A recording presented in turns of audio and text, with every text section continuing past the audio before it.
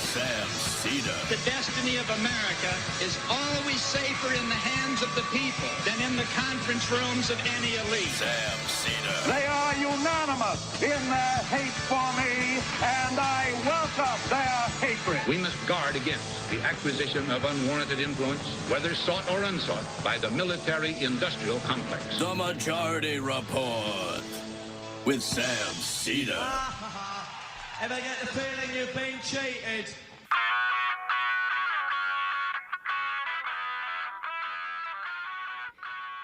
It is Thursday, November 20th, 2025. My name is Emma Vigeland, in for Sam Seder, and this is the 5-time award-winning Majority Report. We are broadcasting live steps from the industrially ravaged Gowanus Canal in the heartland of America, downtown Brooklyn, USA. On the program today, Jeremy Scahill of Dropsite News will be with us to talk about Trump's Gaza partition plan. And later in the show, Cameron Kasky, candidate for the New York 12th Congressional District, will join us.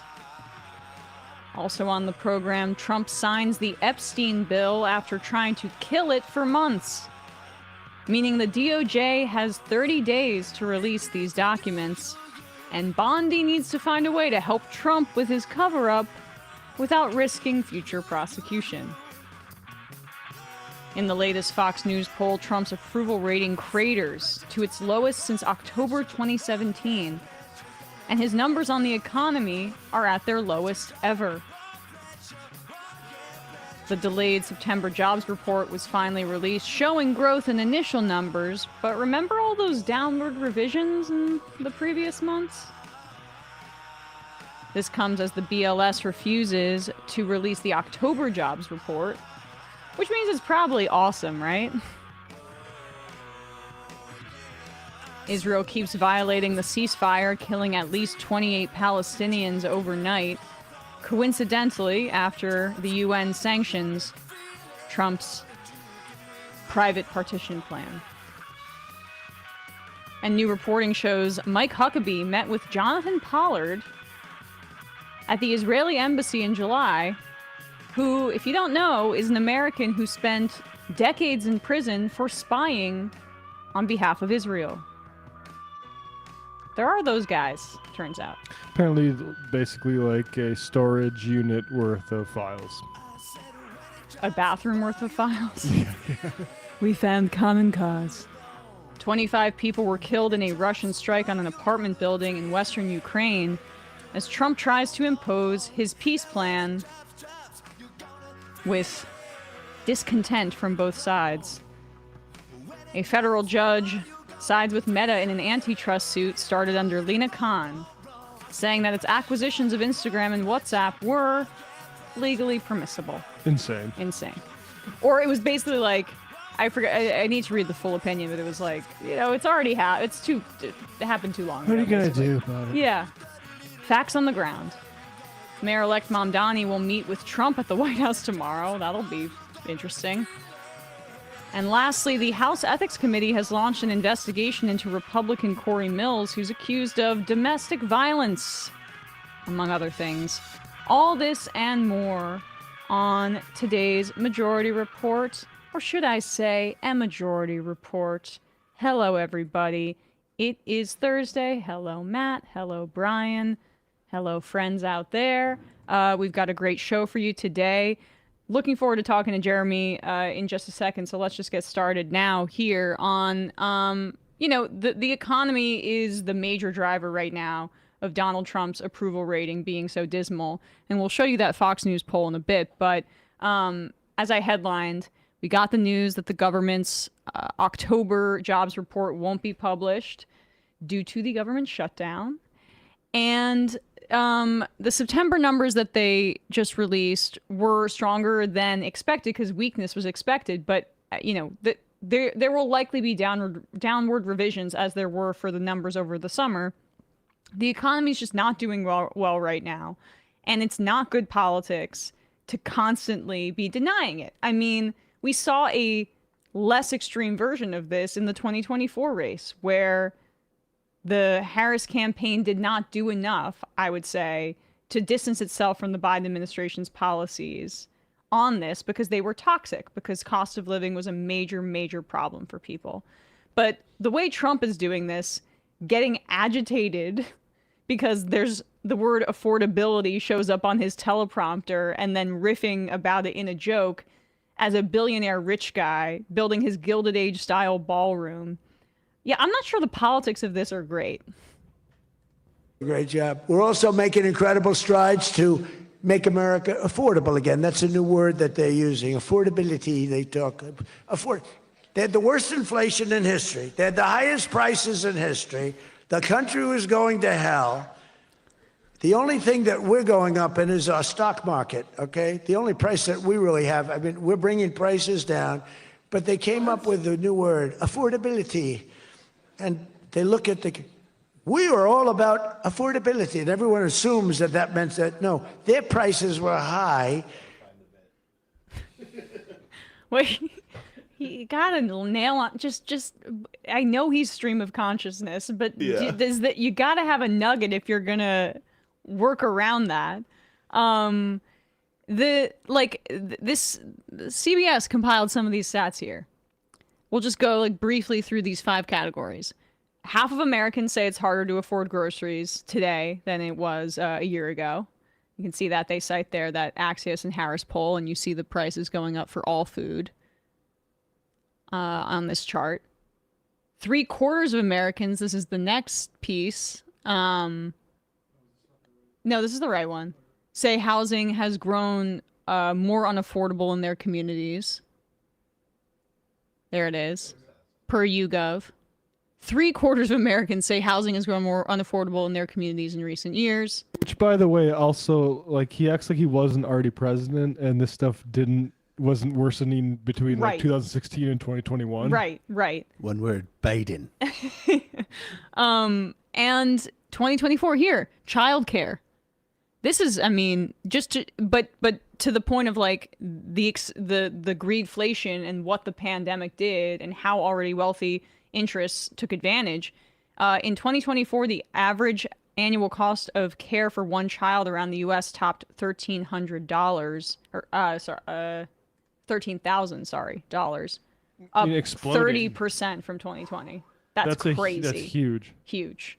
So those are just kind of 3 pieces there. Healthcare, of course, the premiums are skyrocketing due to the Republicans. And that's just a policy decision. Yeah. To throw more people into desperation. And so own it. But Trump's ego feels like, he can control the narrative in any situation, and he can bully his way out of every situation. And here's another instance of this. So he knows the economy is slowing, and he is once again back thrashing about because he wants to fire the Fed chair, Jerome Powell, but he is not legally allowed to do so. He's currently being tied up in the courts trying to fire Lisa Cook, and that's not working. And now he's literally just bullying his Treasury Secretary and threatening to fire Bessent in public like this is a boardroom scene on The Apprentice. He wants interest rates to come down, okay? But if he does not release these October jobs numbers, the Fed needs that information to make its determinations about interest rates. You can't be concealing important information on the economy and then have your cake and eat it too. But here he is just if you Scott Bessent can't bully Jerome Powell into doing what I want, then I will fire you because I can't fire Jerome Powell. Rates are down despite the Fed. Scott, you got to work on this guy. He's got some real mental problems. No, there's something wrong with him. It's just sweet. I'd be honest, I'd love to fire his ass. He should be fired. Guy's grossly incompetent. And he should be sued for spending $4 billion to build a little building. I'm building a ballroom that's going to cost a tiny fraction of that, and it's bigger than the whole thing put together. You got to work on him, Scott. The only thing Scott's blowing it on is the Fed. Because the Fed, the rates are too high, Scott. And if you don't get it fixed fast, I'm going to fire your ass, okay? I can't tell you, Scott, sir, don't fire him. Sir, please don't fire him. He's got 3 months to go. Don't fire him. I want to get him out, Scott. Please. He's the voice of reason. You're very lucky you have him, I'll tell you that. Okay, so I mean, he's threatening Besant there. Did you say where he was at? Oh, I did not. That is the U.S. Saudi Investment Forum. Right. The yes. rulers of the world. I saw Larry Kudlow went on Fox News last night and was saying how important this is, that he's bringing in all this Saudi investment, and I'm just like, you know that the economy is collapsing. You know this, Kudlow, but the amount that they just have to perform for this guy and for this audience is. You know, it's authoritarian. Pardon me if I'm not rushing to be overjoyed with the Saudis taking more financial stake in America. Like, great. I mean, this is where you have Marjorie Taylor Greene trying to exploit the, like, betrayal of the America First branding, which we all know was insincere to at the outset. But, like, Trump just is obsessed with money wherever he can get it. And the cheapest way to get it is basically from some of these despots in the Middle East. And we'll be talking to Jeremy Scahill as well about their complicity in this, in forwarding this, you know, privatized Gaza partition plan, and abandoning the Palestinians despite the fact that public opinion within their states shows that there's broad support for the Palestinian cause, but that's why the United States likes that the Middle East is so undemocratic. It's because it allows them to pay to play, and Trump is just doing it in a more nakedly self-serving way as opposed to United States imperial interests, which has basically been the line for previous presidents. That's the thing is, like, states like Russia, or I mean, not Russia and China, like, they're operating on very nationalistic terms. Our country's running for the individual, very powerful individuals, and they're calling it nationalism. Yep, right. Whatever is good for Trump is good for America. That's how he operates. And he's so dumb that he can't even kind of merge the two in a way that makes sense or will actually benefit people. Like, he could benefit himself and enrich himself and still not have these kinds of numbers on the economy like this. We have to act like if it's good for Sam Altman, it's good for all of us. Yep. These Fox, just briefly to show you how bad it's getting for Trump. This Fox News poll that came out yesterday is just devastating. This is the worst in terms of his approval rating. That his worst performance in terms of an approval rating since October 2017. It's a 5-point drop since the poll that was taken in September. And he now has his lowest approval rating ever on the economy. Among all voters, 41% approve of the job Trump is doing, while 58% disapprove. Only once have his ratings been lower, and that was during his first term, 38 to 57% in October 2017, which I would have anticipated that it was like pandemic time or January 6th time, but 2 months ago, it was 46 to 54%. So that is outside the margin of error in terms of dropping. When it comes to the national economy versus personal finances, evaluations are also negative. Most say conditions are only fair or poor, 76%, and fewer than 1 in 5 think inflation is completely or mostly under control. At the end of Biden's term, voters said by a wide 30-point margin that his economic policies had done more to hurt than help their families, driven by 3/4 of Republicans saying they've been harmed. The new survey shows almost identical results as voters say by a 31-point margin that Trump's economic policies have hurt rather than helped them, driven by 3/4 of Democrats saying that they have been harmed. And by a nearly 2-to-1 margin, voters say Trump is more responsible for the current economy than Biden, 62% to 32%. Yeah, because he's president. So it's pretty hard for him to make that case. But and then on the issues, this Fox News poll asked him asked their respondents about 6 separate policy issues. The only one where he's above water is on border security at over 50%. But when it goes to immigration, he's underwater.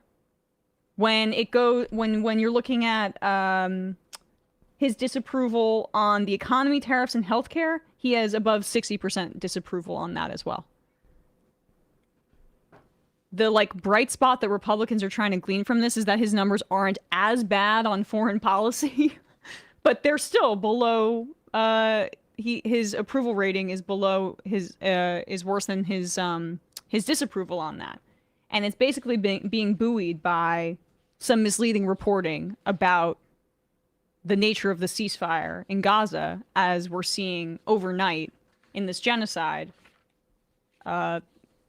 Over 25 Palestinians were killed in airstrikes by Israel. In a moment, we're going to be talking to Jeremy Scahill, co-founder of Drop Site News. But first, a word from some of our sponsors here. I would like to thank OneSkin for sponsoring today's episode. If you're like me, your skin needs some extra care this time of year. Between the colder weather and the holidays fast approaching, it can feel like non-stop stress to your system, and that's why I continue to rely on OneSkin. You know how much I love the OS1 Face, the OS1 Eye, and it's been invaluable to my daily routine that delivers both powerful skincare and longevity benefits, all in just a few simple steps. I love having both the packaging too for OneSkin, the OS1 Face. It's so sleek. It's really easy. I was just traveling. It was easy for me to travel with. And that the eye cream, sometimes like the skin around my eyes can be really sensitive, but it's gentle on the eyes. And I know that I'm, hopefully being a little proactive about things like crow's feet. The OS1 Eye is perfect for me on that front. I was basically trying to be more preventative, take care of some sun damage that I sometimes enjoy inflicting upon myself in the summer months. And OneSkin has helped me recover a ton. At the core of OneSkin is the patented OS1 peptide, the first ingredient proven to target senescent cells, the root cause of wrinkles, creepiness, and loss of elasticity, all key signs of skin aging. And these results have now been validated in 5 different clinical studies. You just basically put it on in the morning. You can cleanse, pat your skin dry, and you apply it twice daily. The packaging is great, as I mentioned. That shell that you send that comes with the OS1 Face is reusable. And I think I'm going to be gifting this holiday season. OneSkin just also launched their limited edition holiday sets, including the Nightly Rewind gift set, which is one of those rare gifts that's both impressive and genuinely useful, providing an upgrade to anyone's nightly routine. Featuring their best-selling face moisturizer, their new peptide lip mask, and a cooling gua sha tool. Each component of the set is designed to work together as your body enters its natural nightly repair mode, helping renew skin at the cellular level for stronger, smoother, and more resilient skin. This season, don't just moisturize, support your skin at the cellular level with OneSkin. For a limited time, try OneSkin for 15% off using code MAJORITY at oneskin.co/majority. That's 15% off at oneskin.co/majority with code MAJORITY. After you purchase, they will ask you where you heard about them. Please help us and tell them the Majority Report sent you. Try OneSkin today, and we will put a link down below in the episode descriptions and at majority.fm. Get 15% off OneSkin with the code MAJORITY at www.oneskin.co/majority. This next sponsor is a sponsor that I used for years before even joining the show. Delete Me is a phenomenal service that makes it easy, quick, and safe to remove your personal data online at a time where surveillance and data breaches are common enough to make everyone vulnerable. When I started in this industry, I was just... I had all my information out there, basically. I didn't know what to do on that front. At my old gig, I was recommended Delete Me, and ever since then, I've been using it for like 8 or 7 years. Delete Me does all of the hard work of wiping you and your family's personal information from data broker websites. Delete Me knows your privacy is worth protecting. Sign up and provide Delete Me with exactly what information you want deleted, and their experts take it from there. Delete Me sends you regular personalized privacy reports showing what info they found, where they found it, and what they removed. And Delete Me is not just a one-time service. Delete Me is always working for you, constantly monitoring and removing the personal information you don't want on the internet. Thank you to Delete Me for sponsoring the Majority Report. I will often just maybe not even often, when I'm reminded, I will go check and see that Delete Me is continuing to work and catch these things, and it makes me feel a lot better about living my life on the internet. Take control of your data and keep your private life private by signing up for Delete Me. Now with a special discount for our listeners, get 20% off your Delete Me plan when you go to this website. JoinDeleteMe.com/majority and use promo code majority at checkout. The only way to get 20% off is to go to JoinDeleteMe.com/majority and enter code majority at checkout. That's JoinDeleteMe.com/majority, code majority. Again, link down below in the video and episode descriptions. Get 20% off your Delete Me plan when you go to JoinDeleteMe.com/majority and use promo code majority at checkout. And lastly, Aura Frames. All your family wants for Christmas is you. Aura Frames is the perfect gift for that. Around the holiday season, around Hanukkah season, Christmas season, you want to basically get your family members something that speaks to your connection or your friends, especially if they live across the country, something like that. And it's really a hack for your parents and grandparents, honestly. They're always talking about, you got to call them, you're far apart, etc. Well, Aura allows you to give them a personalized gift and a frame where you can upload the photos of you and your family members without having to open the box. The frame shows all the different photos of you and your grandparents, etc. Together, and you can change them all from your phone all year long. You can personalize your gift and add a message before it arrives. You can't wrap togetherness, but you can frame it. Aura is a staple in my gift giving as well, because there's nothing that parents or grandparents or family members like more than this. It's thoughtful, and also it's just easy to use. For a limited time, visit auraframes.com and get $45 off Aura's best-selling Carver matte frames, named #1 by Wirecutter. Use promo code majority at checkout. That's auraframes.com, promo code majority. This exclusive Black Friday Cyber Monday deal is their best of the year, so order now before it ends.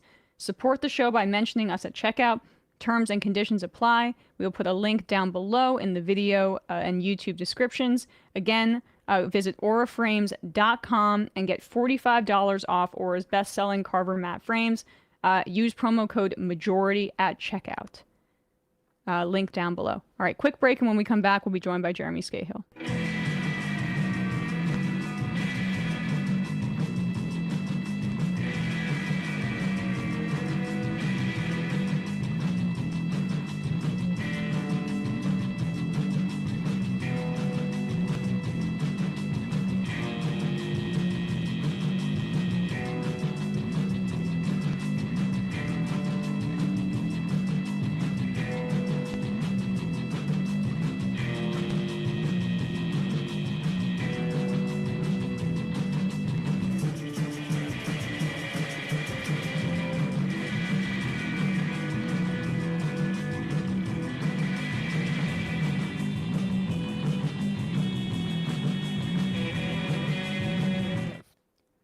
We are back, and I'm so happy to be joined by Jeremy Scahill, co-founder of Dropsite News and author of Blackwater and Dirty Wars. Jeremy's one of the best journalists working today.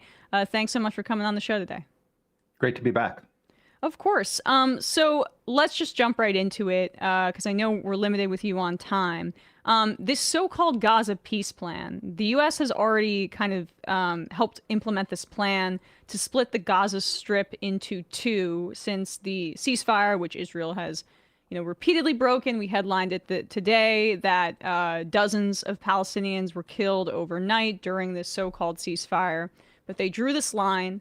Over 50% of the territory is controlled by Israel, and then a little under 50% is controlled by Hamas. And Israel had continued to enact its genocidal violence. It would kill anyone who stepped over this invisible line into the territory that Israel controls. But now the UN has kind of given its stamp of approval on this international stabilization force, another part of this plan Trump is implementing. Just take us through how we got to this point and why the UN's rubber stamping of this is a significant escalation, I would argue, in in benefiting these kind of private shady interests in seizing territory in the Gaza Strip.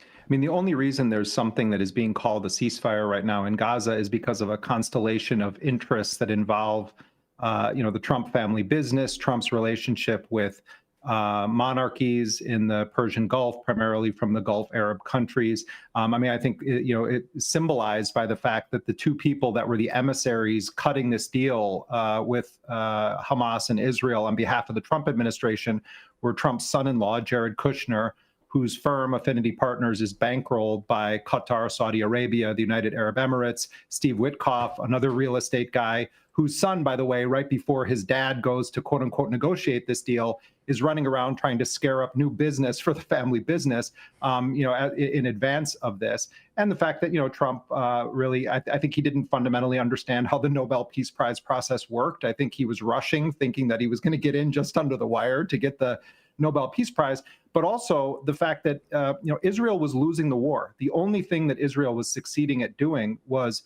razing Gaza to the ground, mass murdering tens of thousands of Palestinians, burning children alive in tents, starving the population. But the fact was that you had 20 living Israeli captives that were still in Gaza, and it was becoming extremely clear that no military force was going to get those Israeli captives out. So for a combination of reasons and the fact that Israel's reputation is at a lower point than it's been in the entire 77-year history of its existence, Trump decided, okay, we're going to go and we're going to make a quote unquote deal. But none of this was actually coming from a place of genuine concern for the Palestinian people or because Trump cares about Palestine at all. So just set that context straight right there. And in a deeper sense, because of the massive unpopularity of Netanyahu and the world recognizing that this is a genocidal serial killer masquerading as a nation state,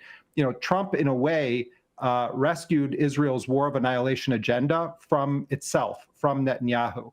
But to get those Israeli captives out and to get the buy-in of Trump's business partners from these Gulf Arab states, they had to agree to some form of a ceasefire.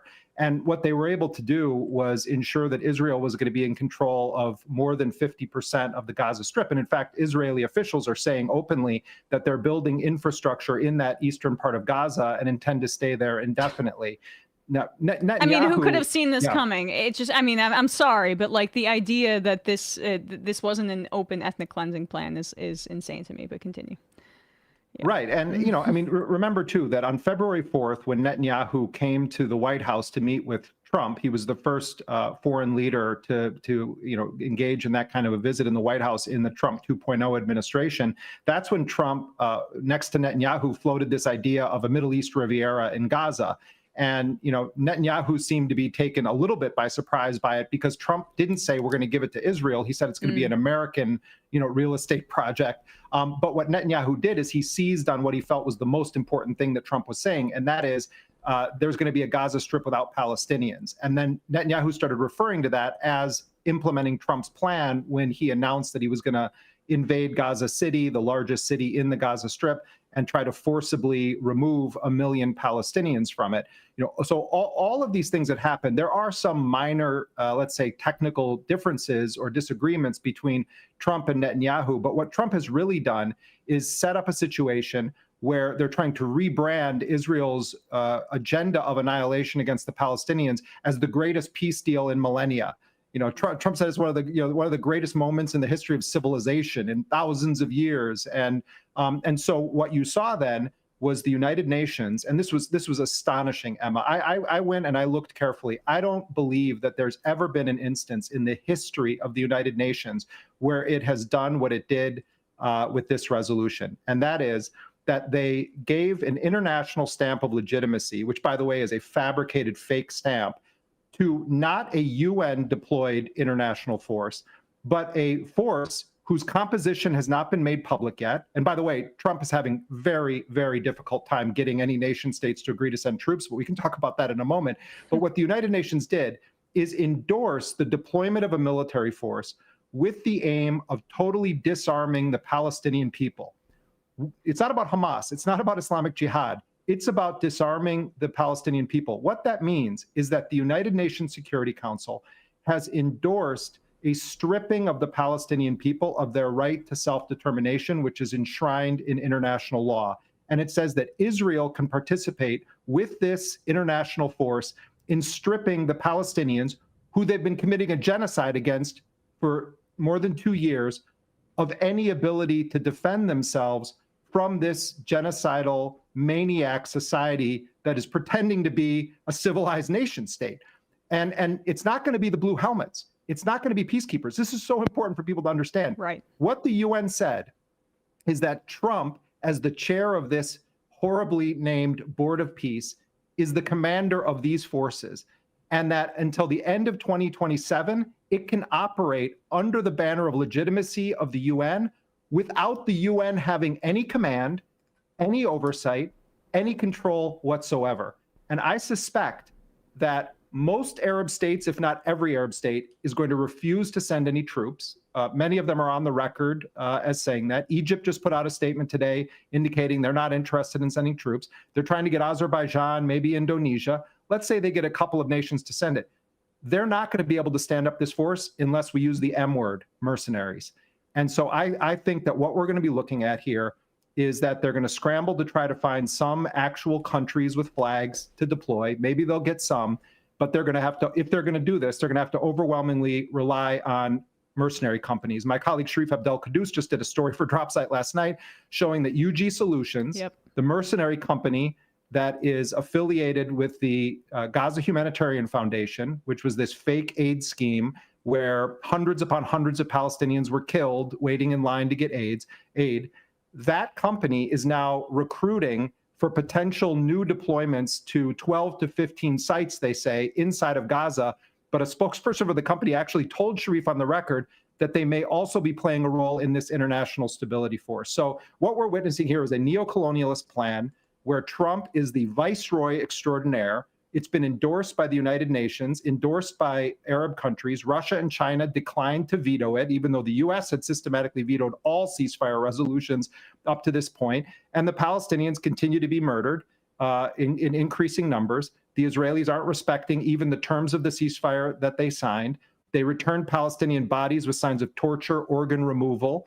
They're continuing to snatch Palestinians. So, none of this was designed to be an actual ceasefire, Emma. What this is a massive corrupt business deal, and Trump saving Israel from itself so that its war and agenda of annihilation can continue. So so many questions here. One, in terms of the United Nations, the UN Security Council sanctioning this, essentially. There are comparisons being made here, of course, to the UN partition plan of 1947, which divided up Palestine into separate Jewish states and then put the Palestinians in a smaller portion of land. But of course this is worse because, as you mentioned, these are not the blue helmets. These are not UN forces. These are likely to be private interests. And so my question there is, I guess, twofold. One, does the UN have an out in its agreeing to this if these like international forces choose not to step up and it's just these mercenary companies with Trump at the helm? Is that something that they can remove their support from? And two, like, what does this say about the UN capitulating in this manner, or at the very least the Security Council doing so? I know it's separate from the fuller body, but when the Israeli government waged an all-out propaganda war on UNRWA and their work within the Gaza Strip, they have basically completely bent the knee to the Israeli government and by extension the United States by capitulating in this manner. It's absolutely astounding because the UN, and you have the special rapporteur there with her assessment of the genocide, and of course, like, the war on UNRWA was unconscionable. Like, that is a deep, I think, indictment of the body right now. Yeah, I mean, I think someday we'll know the story of the blackmailing and cajoling that went on behind the scenes, but let's not give these Arab and Islamic states that endorse this too much credit. Like, they would have to be blackmailed to such an extreme extent. I mean, you look at this butcher and war criminal that Trump has just welcomed into the White House, and then he's, defending the murder of Washington Post columnist Jamal Khashoggi in front of the press and actually attacking journalists for having the audacity to ask about it, even though it was the conclusion of the CIA that Mohammed bin Salman was involved and implicated in that murder. But look, I mean, I think I just got done meeting with a wide range of Palestinian leaders from a variety of factions, both those that control armed factions and also Hamas and Islamic Jihad. And their belief on this, they're saying, look, no one is going to demilitarize or disarm the Palestinians through any kind of an agreement like this. It's a non-starter. In fact, even Palestinian leaders who ran against Hamas in elections and don't control armed forces are saying that they don't support Palestinians giving up their right to bear arms against Israel. So that's going to be a major point of contention. But I think what the medium-term agenda here is to create Bantustans within historic Palestine. Where you break up the Gaza Strip, maybe even to two separate parts, where the Israelis build so-called humanitarian safe zones in the eastern part of Gaza. They try to entice some Palestinians to come, saying, we'll feed you, we'll give you medical care. And the whole agenda there will be to keep them in a sort of smaller cage and then possibly relocate them or deport them to other countries. You have the single largest ethnic cleansing campaign since 1967 happening right now in the occupied West Bank. And then you have a bootlicking collaborationist regime in the form of Mahmoud Abbas masquerading as somehow the representative of the Palestinian people, when by some accounts his actual popularity is at single digits. Hamas remains, according to the most recent responsible polls, the single most popular political party in all of Palestine, not just Gaza. Now, people can debate that. It's for Palestinians to decide. But the reason I'm bringing it up is that if you want to actually negotiate long-term deals with the Palestinian people, you're going to have to negotiate with the actual parties and institutions that represent the will of the Palestinian people. And that's why before the Palestinians responded to Trump's plan, it wasn't just Hamas and Islamic Jihad making the decision. They met with every single political faction in Palestine. The only party that boycotted it was the party of Mahmoud Abbas, and they crafted their response. And what they said is, we can negotiate in a narrow sense an end to the genocide and the exchange of captives. But on these other issues, the existential questions about the future of Palestine, which are embedded within Trump's, colonialist plan, we have to have a democratic process to respond to it. And so that's the position of the Palestinians. But you will not find a Palestinian except Mahmoud Abbas that is going to even entertain the notion of disarmament of the Palestinian people, because to do so would be akin to a surrender. And the one thing that is true over these 77 years is that the Palestinians are not going to give up their rights, and they're not going to give up their struggle for self-determination and an independent state. If you want to get rid of Hamas and you want to get rid of Islamic Jihad, the Palestinians need to have an independent state. That's just a historical fact, and they have to have a military capable of defending itself, particularly against this serial killer that it's been mass murdering it for 77 years. But that is the most important point there, right, Jeremy? And I know you have to run, but just the idea, why is statehood such an existential threat to the Israeli colonial project? It is because that would necessitate Palestine being able to have like actual statehood, like the capacity of a state, which would include having a military that they couldn't just call a terrorist organization. Right, and Emma, I know you're also familiar with this history, and we don't need to go, deep into it. But if you look at the realities in apartheid South Africa, or in any other struggle where you had this sort of minority rule or you had two sets of laws. The fact is that those are not sustainable projects. And if you were to have democratic elections in all of the territory of historic Palestine today, there would be a Palestine and not an Israel. And so the world needs to recognize that either we believe in democratic rights for all people, or you have to admit that what you support is something that is a narrow exception for Palestinians, that somehow these people don't have a right to determine their future, that they don't have a right to have a state that is reflected by a democratic process where people get to vote for their elected leaders. When the Palestinians elect the candidates the U.S. doesn't like, then it's siege, it's war, it's mass starvation. Palestine is a pluralistic society. It's a diverse society. Marwan Barghouti, who's sitting in a prison cell right now, has previously advocated for the so-called two-state solution. He's the single most popular Palestinian leader who is sitting and rotting in a prison cell right now, and neither Mahmoud Abbas nor Benjamin Netanyahu want him freed. But the fact is that if we believe in democracy, and this cuts across the political spectrum in the US, there's only one position that we can take, and that is that everyone in that entire territory, whether you want to call it the West Bank, Israel, Gaza Strip, Jerusalem, or you want to say it's historic Palestine, give them all a vote. One person, one vote, and let's see what happens, because that would be just.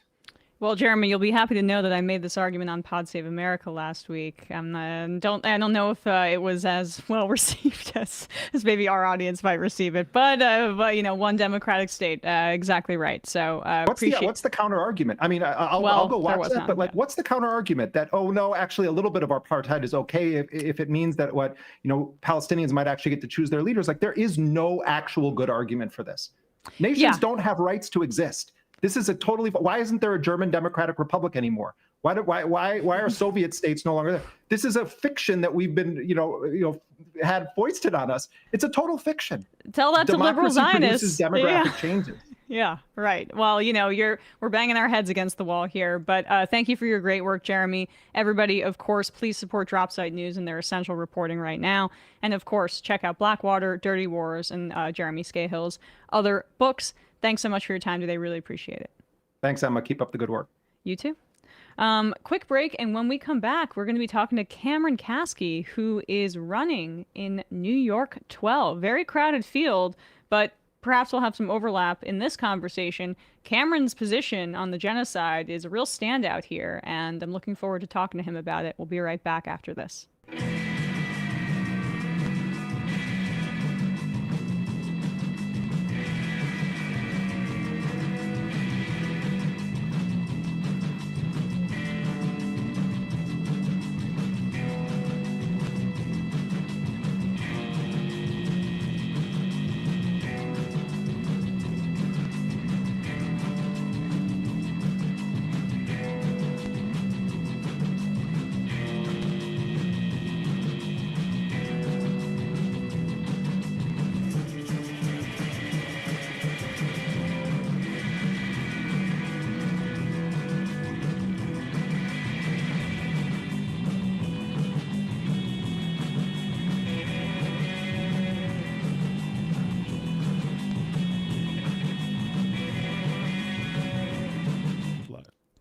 We are back, and we're so happy to be joined now by Cameron Kasky, candidate running for Congress in Jerry Nadler's old seat in New York 12. Cameron, welcome to the show. Great to have you on. Great to be here. I've been a fan. Yes, I know. I mean, I think we briefly met years and years ago before COVID changed everything, but I'm not sure if you remember that. It was in Nevada. Oh, the Bernie Nevada night when everything was amazing and the world was good. And for one night, it seemed as though everything would be perfect and everybody would win. Yeah, Bernie. 100%. I won money on that trip to Vegas, too. I won money on that trip. And easy. Bernie got I can't gamble. One of the first things they tell you when you get diagnosed with bipolar disorder is do not gamble. Gambling is not for bipolar people. So that makes sense. That's a good message for Emma, too. Yeah. I got my own issues. I'm in a fantasy league with like a $15 buy-in, mostly because my older brother and I don't have much in common, and we don't have that much to talk about. So I was like, oh, if we do a fantasy league together, when he calls me to check in, which I love, we could just talk about the fantasy league. And I'm in last place by far. But Bernie, Nevada was such a fun night. I was 19 years old at the time. Bernie thanked me for speaking for him at the rally, and he called me Cameron Kasky. He actually, there were 4 of us from the gun violence prevention community who went out for him. Matt Deitch, Nura Abdullah, Robert Chentrup, who lost his sister at the shooting in my high school and has been working in gun violence prevention ever since, and myself. And Bernie butchered all of our names except for Nura Abdullah. And I was like, you know what? If he's going to get one of them right, God willing, it's Nura. Yeah, that makes total sense. Or I mean, it's very Bernie to be idiosyncratic about that, I guess. But it was an amazing night. I'm happy to talk to you here about your run because one, you obviously have been in activism, thrust into activism, really unwillingly since you and your classmates experienced the horrific Parkland shooting in 2018. And so many of you guys, like, I mean, of course, David Hogg and everybody I see have really taken up the mantle and have tried to use that horrific traumatic event to change the world. Like, how do you kind of reflect on the past decade of your life, really, and where this has brought you and why you're choosing to run for Congress on the heels of that? Well, I mean, you know, unfortunately, I'm from a generation where there are a lot of school shooting survivors, and I have met a lot of school shooting survivors. I was born after Columbine, just to age myself a little bit. I was 11 years old when the Aurora shooting happened. I experienced, the Vegas shooting was only a little bit before the shooting at our high school. And that was a very interesting one to learn about because the survivors from Vegas were not very tight-knit a community. It was a lot of people visiting from out of town for a concert. And we learned very little about that shooter. We learned alarmingly little about that shooter who was somehow able to murder, I believe, over 40 people from an extremely high vantage point with a gun, where that is a very challenging thing to do. And we just didn't learn much.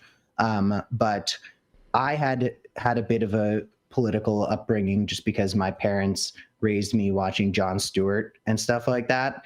So I had an understanding when my younger brother and I were hiding in a classroom from the shooting, unaware of where the shooter was, because we saw videos of the violence that were getting sent around. And I don't want to knock whoever designed Marjorie Stoneman Douglas High School, but every hallway looks exactly the same. The design left a bit to be desired. So we didn't know where this guy was. And while I was in the classroom that we were hiding in, one of my first thoughts was like, this is the direct result of the gun policy we have in this country. And that's what motivated me to invite a lot of my classmates to my house to start March for Our Lives. Was I knew the cameras were coming to Parkland. I remembered that from Sandy Hook. And I knew they were going to want to film us talking about how sad this was. But I said, no, we need to be pissed off. We need them to see that we know what this is about. This is about the guns. The same gun shows up at very many of these mass shootings, and we need to talk about it. We cannot let the cameras leave Parkland without as many of us as possible getting in front of them and saying, this is about the guns. They wanted to film us crying. I wanted them to show that we were not going to let the gun lobby get away with this. And that's what we dedicated a lot of our advocacy to. And honestly, over the years, my heart broke and I stopped believing that we could make a change because we didn't get a lot of the things that we were advocating for. There were over like 300 gun laws that directly attributed our activism to how they got passed. And I don't want to act like there weren't victories. We thought we were going to get a assault weapons ban. And I know that seems utterly fanciful given the country's relationship with guns looking back. But at the moment, we had so many people who we respected and admired telling us that we were going to be the ones to make the difference. And we believed them. And I let it break my heart, and I let it make me lose faith in the system, because the more and more we learned about the shooting, the more my classmates and I recognized that the shooting was not something that happened in spite of America. It was something that happened because of America. So we got involved.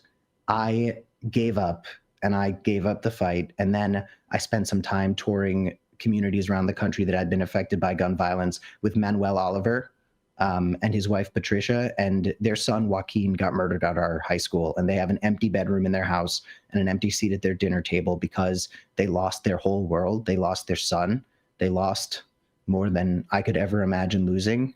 And they were still willing to fight. They were still willing to travel across the country to actually make a difference here. And if they, after losing what they lost, still had the fight in them, who am I to not keep trying? And then this genocide happens in Gaza. And at the time, when it first happened, I did not really understand the nature of the colonial violence that leads to something like this. I had been raised to think that Israel was just this really cool vacation destination where you get a free trip when you turn 18 and you get to get wasted and hang out with physically attractive IDF soldiers.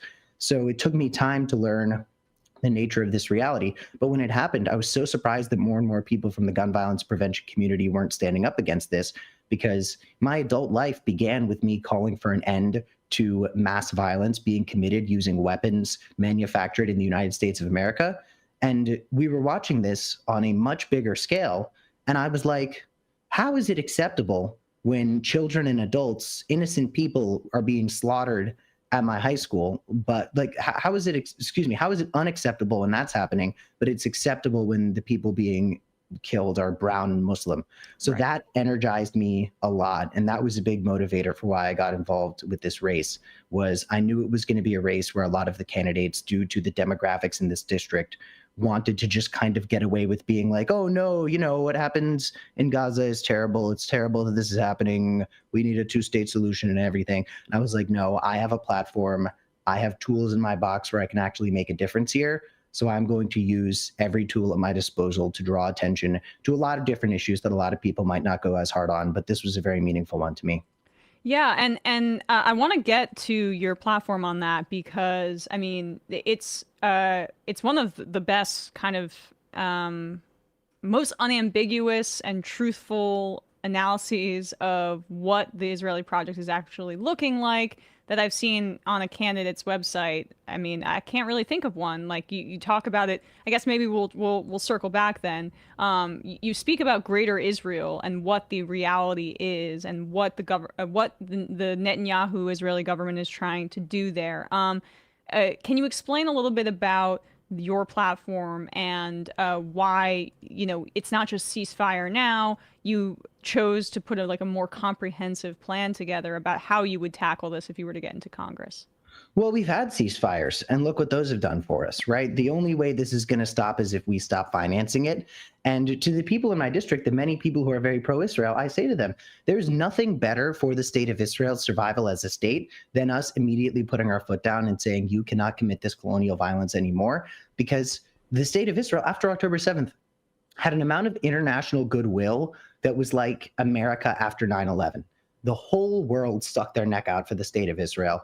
And it was as if the acts of violence that Israel had committed in the years leading up to this for decades, it was as if the Nakba didn't happen. It was treated like the state of Israel was almost like a young child who had been violated. And everybody was going out and saying, you guys are this angelic, beautiful spirit.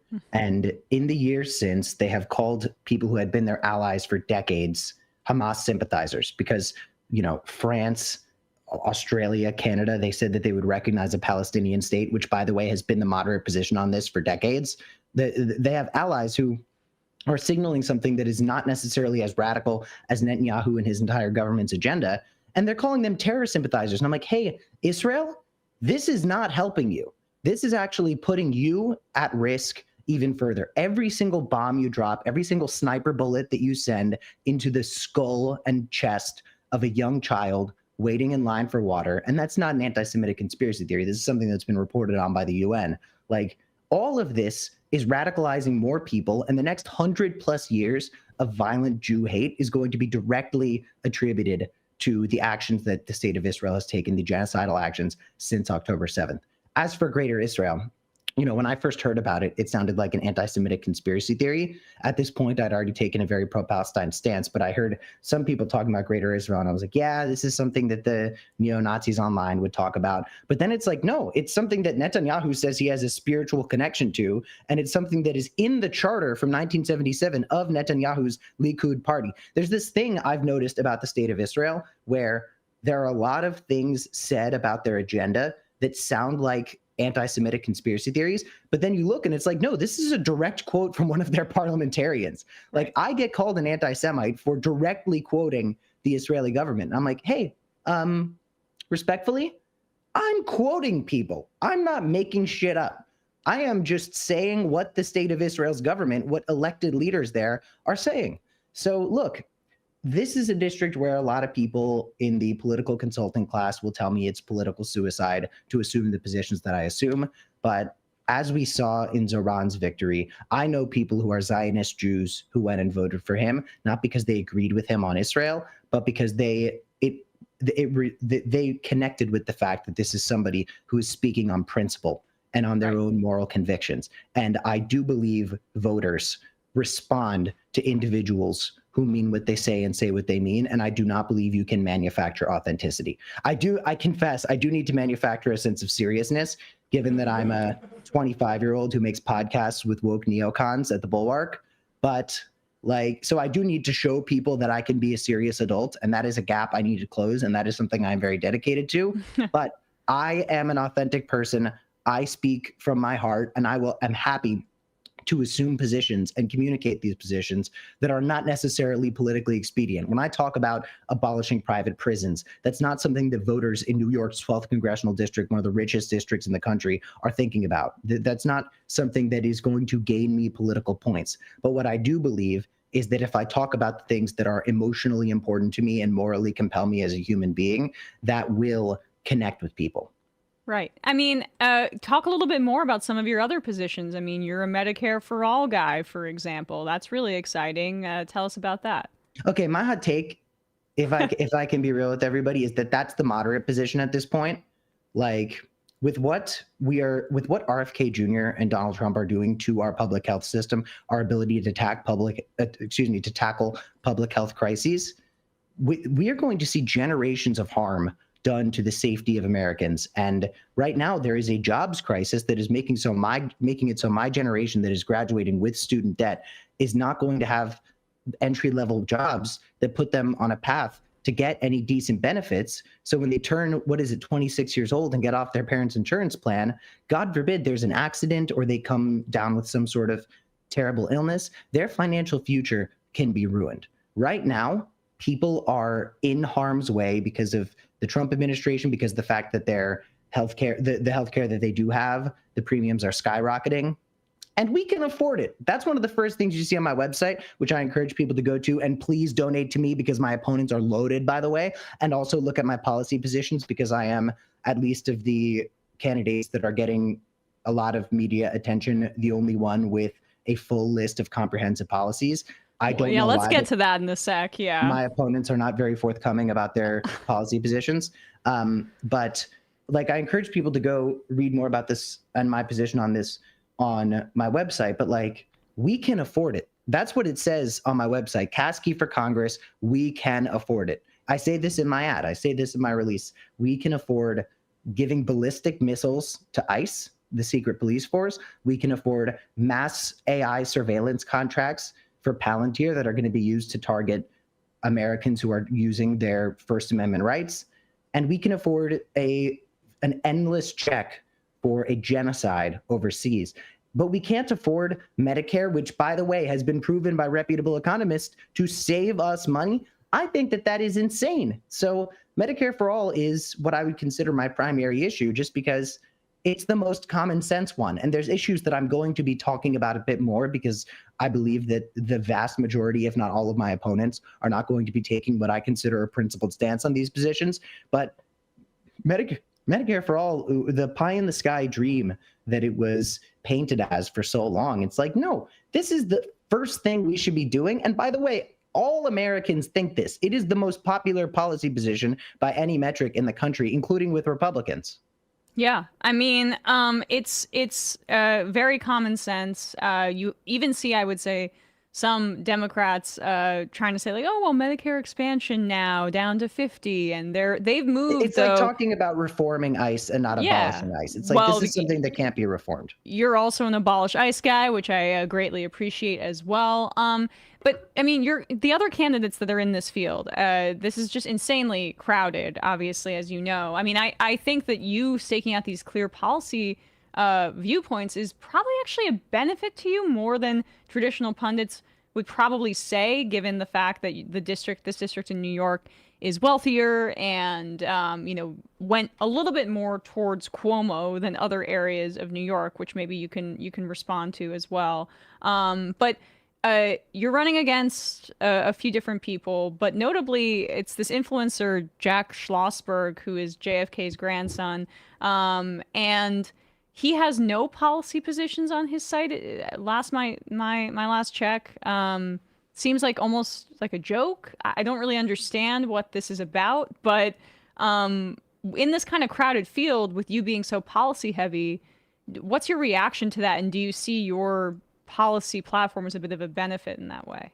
Well, I can't speak on Jack because I don't know what his positions are yet, and I will happily talk about my opponents as I know what their positions are. But until I'm familiar with what my opponents are running on, I can't say anything. There's a chance all of my opponents release all of their positions and they look identical to me, and that's terrific. And I'm like, great, go for it, gang.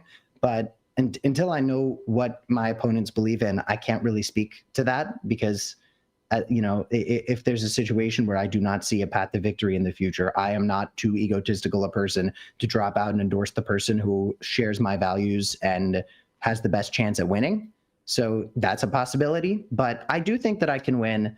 And I do think policy is how I'm going to do it, because I can't run on my identity. Like, I'm a school shooting survivor who grew up in South Florida, visiting New York for my family, and moved here a couple years ago. But, I'm not Lyndon B. Johnson's grandson, so I can't exactly run on that. But I do believe that policy is how we're going to win. And I'm going to let people in on, I don't think I've actually said this in an interview yet, so I guess we can. Exclusive. Do you know how Dan Goldman won in New York 10 in 2022? There was redistricting. Yep. It was vote splitting. It was my district. Is my district. I didn't know that. Yeah. I knew you were in the city because I saw you from afar at the Zoran event in Queens where Bernie and AOC came out. Yeah. And I was talking to Jeff Colton, the Politico reporter for New York, about that City Desk NYC AI bot on Twitter that seems to be very politically confused because it's always talking shit about Zoran. And sometimes it'll be pro Cuomo and sometimes it'll be pro Adams, but sometimes it'll talk shit about one of the two of them and be pro Curtis. And I think it just doesn't know what it believes. I think whoever programmed it just made it anti-Zoran, but it's politically homeless. It's a politically confused AI bot. And I think that there's got to be some sort of comedy film about something like that. Perhaps it gets a robot body and it's like the movie Her, where somebody falls in love with it.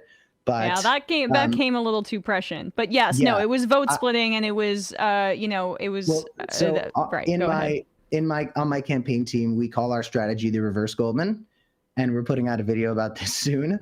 But it's such a crowded field. I mean, there's practically more candidates in this field than there are voters in the district, and it's a very populated district. As a matter of fact, I believe one of my fellow Bulwark contributors, George Conway, is joining as well. And I love that. It's the Bulwark primary. Like, I fucking dare Midas Touch to have something like that. But I think that we're in this position where not only are a lot of moderates, or at least like moderates who frame themselves as progressive or whatever, like I think the people with moderate positions are just like pouring into this race. And it's putting this in a situation where there's a chance, and a very high chance, that the winner of this wins with like 18%, even possibly less.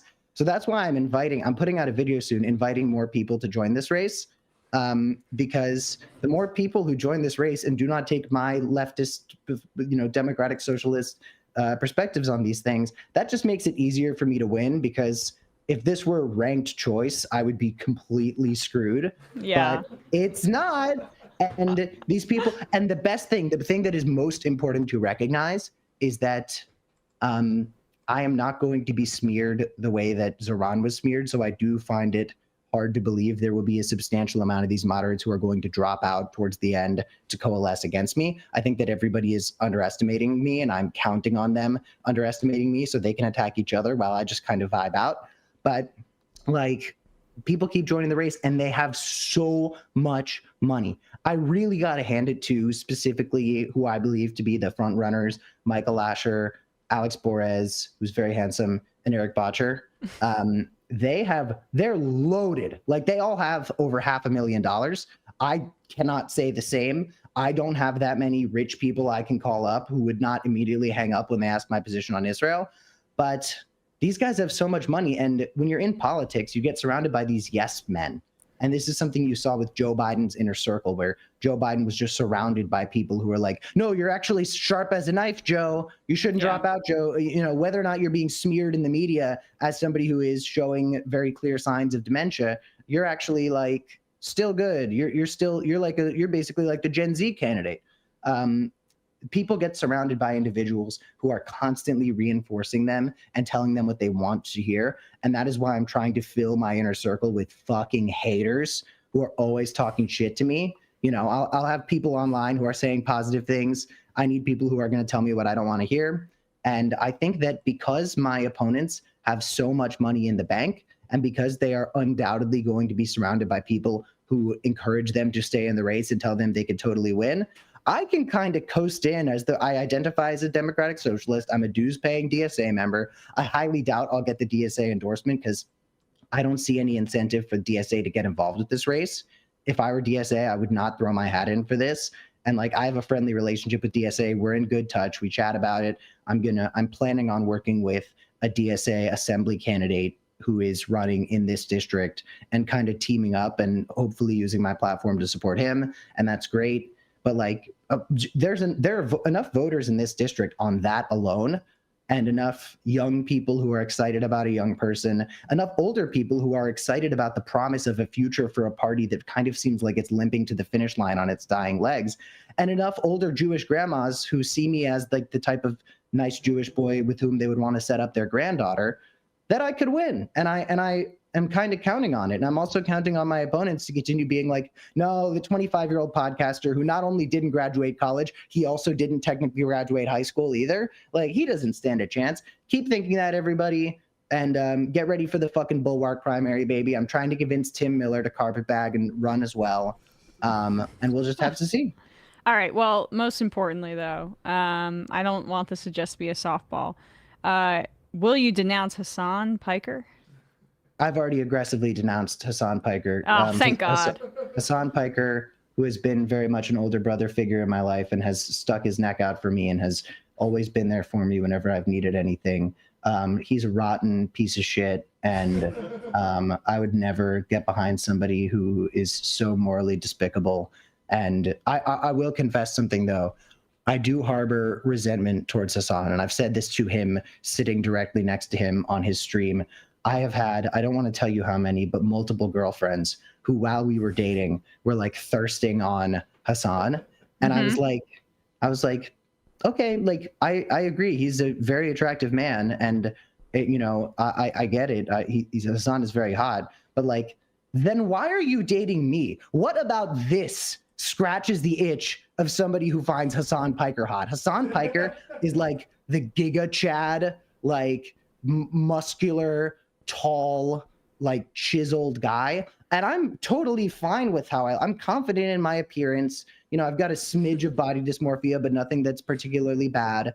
Like, I'm fine with how I look. Like, people seem to appreciate how I look in one way or another, but I'm no Hassan Piker. I'm like a little brunette twink who has pale skin and doesn't work out. You're verging on complimenting him now. You realize this was a denouncement, right, Cameron? I do denounce him. I denounce him because not for his positions. You know, he said some things that I would never say. He said some things I disagree with. We don't have the same policies and positions on everything, but that's the human experience. There's plenty of people with whom I don't have the same positions, but ultimately I denounce the fact that I've had to sit there, and I'm not a jealous man, by the way. I'm not an inherently jealous person. I think that I don't like to be possessive. I think that it's healthy to tell your partner that you think somebody else is attractive. What, when you get in a monogamous relationship, does that magically make you find nobody else except for your partner in the world attractive? Like, it's a healthy form of communication. But it's just, I've heard it so many goddamn times about Hassan that I think my litmus test for the next person that I date is going to be like, okay, are you cool with the fact that I am like a pale brunette twink? Because if not, I don't know what to tell you. That's not changing anytime soon. All right. Well, I'm glad that at the very least that you denounced Hassan and that you're not getting behind him, of course, because we know now that he would hide you completely given his stature versus yours. So you can't get behind him literally in the physical sense. You know, I'm workshopping this joke. Cameron Kasky. Check out his website. We will put a link down below in the video and YouTube descriptions if people want to support your campaign. Really appreciate you coming on today. Thanks so much. I'm thrilled. Thank you for having me. Yeah. All right. With that, folks, we're going to wrap up the free part of this program and head into the fun half where we will take your calls, read your IMs. Sorry, Cameron. I don't know if we can hear you anymore, by the way, because you're off. I can hear you, though. We're going to head into the fun half. Emma's Gambling Earnings says first congressperson to describe himself as a twink. I mean, yeah, I also appreciated the radical honesty of if there was ranked choice voting, I wouldn't have a chance. He does benefit from the field being crowded like this. More moderates join. Yes. I mean, that's kind of how like Zoran shot up, is all the Eric Adams, Cuomo stuff. Yeah. I mean, also, kind of too. We need to be talking too about like more kind of a national push for matching funds. I'm still convinced too that is. I know this is a bit of an aside, but how Zoran was able to elevate himself throughout that primary, we should have that kind of support for more progressive candidates around the country who want to combat big money. Matt, what's happening on your Jackman show, Left Reckoning, etc.? Yeah, Jackman show will be another show at 10 o'clock Eastern on Friday with Brendan James talking about Dick Cheney croaking and Errol Musk being just like Elon. And also Robin Wansley talking about starting a socialist caucus in Minnesota. So these squish progressives like Tim Walz don't get credit for all the progressive stuff that happens because the socialists are on the city council and they ride it to national prominence and then fall on their ass for a genocide. So look forward to that on Friday, and we had a Left Reckoning too. All right. And I think we have our friends there. Seamless. Unmute both of you. Hello? I'm not saying hello. Oh, you're not muted. How are you? You're not muted. What's up, guys? How are you? Doing good. Doing good. How about you? I'm doing well. Haven't seen you in a minute. Binder, what's happening on your shows and stuff? Yeah, sure. Tune in. I'll make it simple. Tune in tonight, 8:30 p.m. Eastern time at youtube.com/Matt Binder for a episode of Leftist Mafia with the crew. So tune in. Tune in. Brandon, what's happening on the discourse? Well, we are rapidly approaching the 10,000 subscriber mark on YouTube. We're so close. And that's why I will not be streaming for the next few days because I'll be away. Well, I mean, I might stream, but I will be away. So don't expect to stream. But when we get back, I think we're going to start delving into the new wave of Thomas Matthew Crooks conspiracies. In case you forgot, he was the first person who tried to kill Donald Trump. And recently Tucker Carlson has reignited conspiracies about him possibly being like an MK Ultra furry. So we'll probably be delving into that a little bit deeper when I get back from my trip. But yeah, check out the discourse with Brandon on YouTube, on Twitch, remote view it from wherever you are located, the Antarctic Nazi base, even, remote view it, like meaning don't come to you in person and say stream for me personally? No. Remote viewing is when like you like astral project yourself to the location to like watch the thing happen. Yeah. Sorry. Somebody As opposed to, hasn't like- read The Men Who Stare at Goats. I thought that was just like teleporting or what they do in Star Wars. No, this is. No, that would focus. be like Oh. Yeah, focus really hard on like if I focus really hard on Osama bin Laden, I can picture where he is at this exact moment, and then we can send SEAL Team 6 in.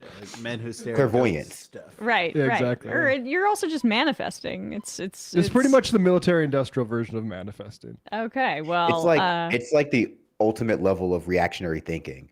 Like you imagine that if you just think hard enough about anything, it's true now. You were there. It's great. yeah. I love it. I look forward to checking that out, Brandon, and we will see you guys in the fun half. Anything else we need to plug before we head in? Am I forgetting anything? I don't think so. Open conversation is the way of humans connecting. Gosh, who is that again? Jim Brewer. Jim Brewer. All right, we will take your calls, read your IMs in the fun half. See you there. Okay, Emma, please. Well, I feel that my voice is sorely lacking on the majority report. Wait. Look, Sam is unpopular. I do deserve a vacation at Disney World. So, ladies and gentlemen, it is my pleasure to welcome Emma to the show. It is Thursday. I think you need to take over for Sam. Yes, please. No. I'm gonna pause you right there. Wait, what? You can't encourage Emma to live like this. And I'll tell you why. So was offered her to twerk, sushi, and poker with the boys. Twerk, sushi, and poker with the boys. So was offered her to twerk, sushi, and poker with the boys. What? Twerk, sushi, and poker. Tim's upset. Twerk, sushi, and poker with the boys. So was offered her to twerk, sushi, and That's what we call it in the biz. twerk, sushi, and poker with the boys. Right. Twerk, sushi, and poker. We're gonna get demonetized. I just think that what you did to Tim Pool was mean. Free speech. That's not what we're about here. Look at how sad he's become now. You shouldn't even talk about it. I think you're responsible. I probably am in a certain way, but let's get to the meltdown here. Twerk, sushi, and poker with the boys. Oh my God. Twerk, Wow. sushi. I'm sorry, I'm losing my fucking mind. So was offered to twerk, sushi, and poker with the boys. Logic. Twerk, sushi, and poker with the boys. Boy, twerk. I think I'm like a little kid. I think I'm like a little kid. I think I'm like a kid. Twerk. I think I'm like a little kid. I think I'm like a little kid. Had this debate 7,000 times. A little kid. I think I'm like a little kid. I think I'm like a kid. Twerk. I'm losing my fucking mind. Some people just don't understand. So I'm not trying to be a dick right now, but like I absolutely think the U.S. should be providing me with a wife and kids. That's not what we're talking about here. Okay, all right. It's not a fun job. Twerk. That's a real thing. That's a real thing. Real thing. Willy Wonka. Twerk. That's a real thing. That's a real thing. Real thing. What's that offered to twerk? That's a real thing. That's a real thing. Real thing. That's a real thing. That's a real thing. Real thing. What's that offered to twerk? Ladies and gentlemen, Joe Rogan has done it again. That offered to twerk? That's a real thing. That's a Poker with the boys. I think he might be blowing it out of proportion. Real thing. That's a Poker with the boys. That offered to twerk? That's a real thing. That's a Poker. Let's go, Joe. Twerk, sushi, and poker with the boys. Take it easy, Tim. Twerk, sushi, and poker. Things have really gotten out of hand. Sushi and poker with the boys. Delusional. Twerk, Deluded. sushi. You don't have a clue as to what's going on. Live YouTube. Sam has like the weight of the world on his shoulders. Pogger. Sam doesn't want to do this show anymore. It was so much easier when the majority report was just you. You were happy. Let's change the subject. Right. Rangers and Knicks are doing great. Now shut up. You don't want people saying reckless things on your program. That's No. one of the most difficult parts about this show. This is a pro-killing podcast. I'm thinking maybe it's time we bury the hatchet. Left is best. Trump. Violet. Twerk. Don't be foolish and don't fucking tweet at me and don't bitch. The way Emma has cucked all of these people, love it. That's where my heart is, so I wrote my honors thesis about it. Oh, Sorry, she wrote an honest thesis. I guess I should hand the main mic to you now. You are to the right of me on foreign policy. We already fund Israel, dude. Are you against that? That's a tougher question I have an answer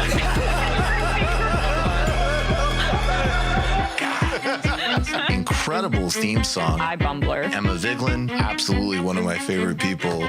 Actually, not just in the game, like period.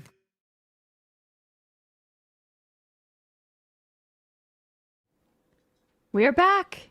It is the fun half of the Majority Report. We will take your calls today. We'll read some IMs, and then we're going to do a sadder story and then have some fun. I think that sequencing makes sense.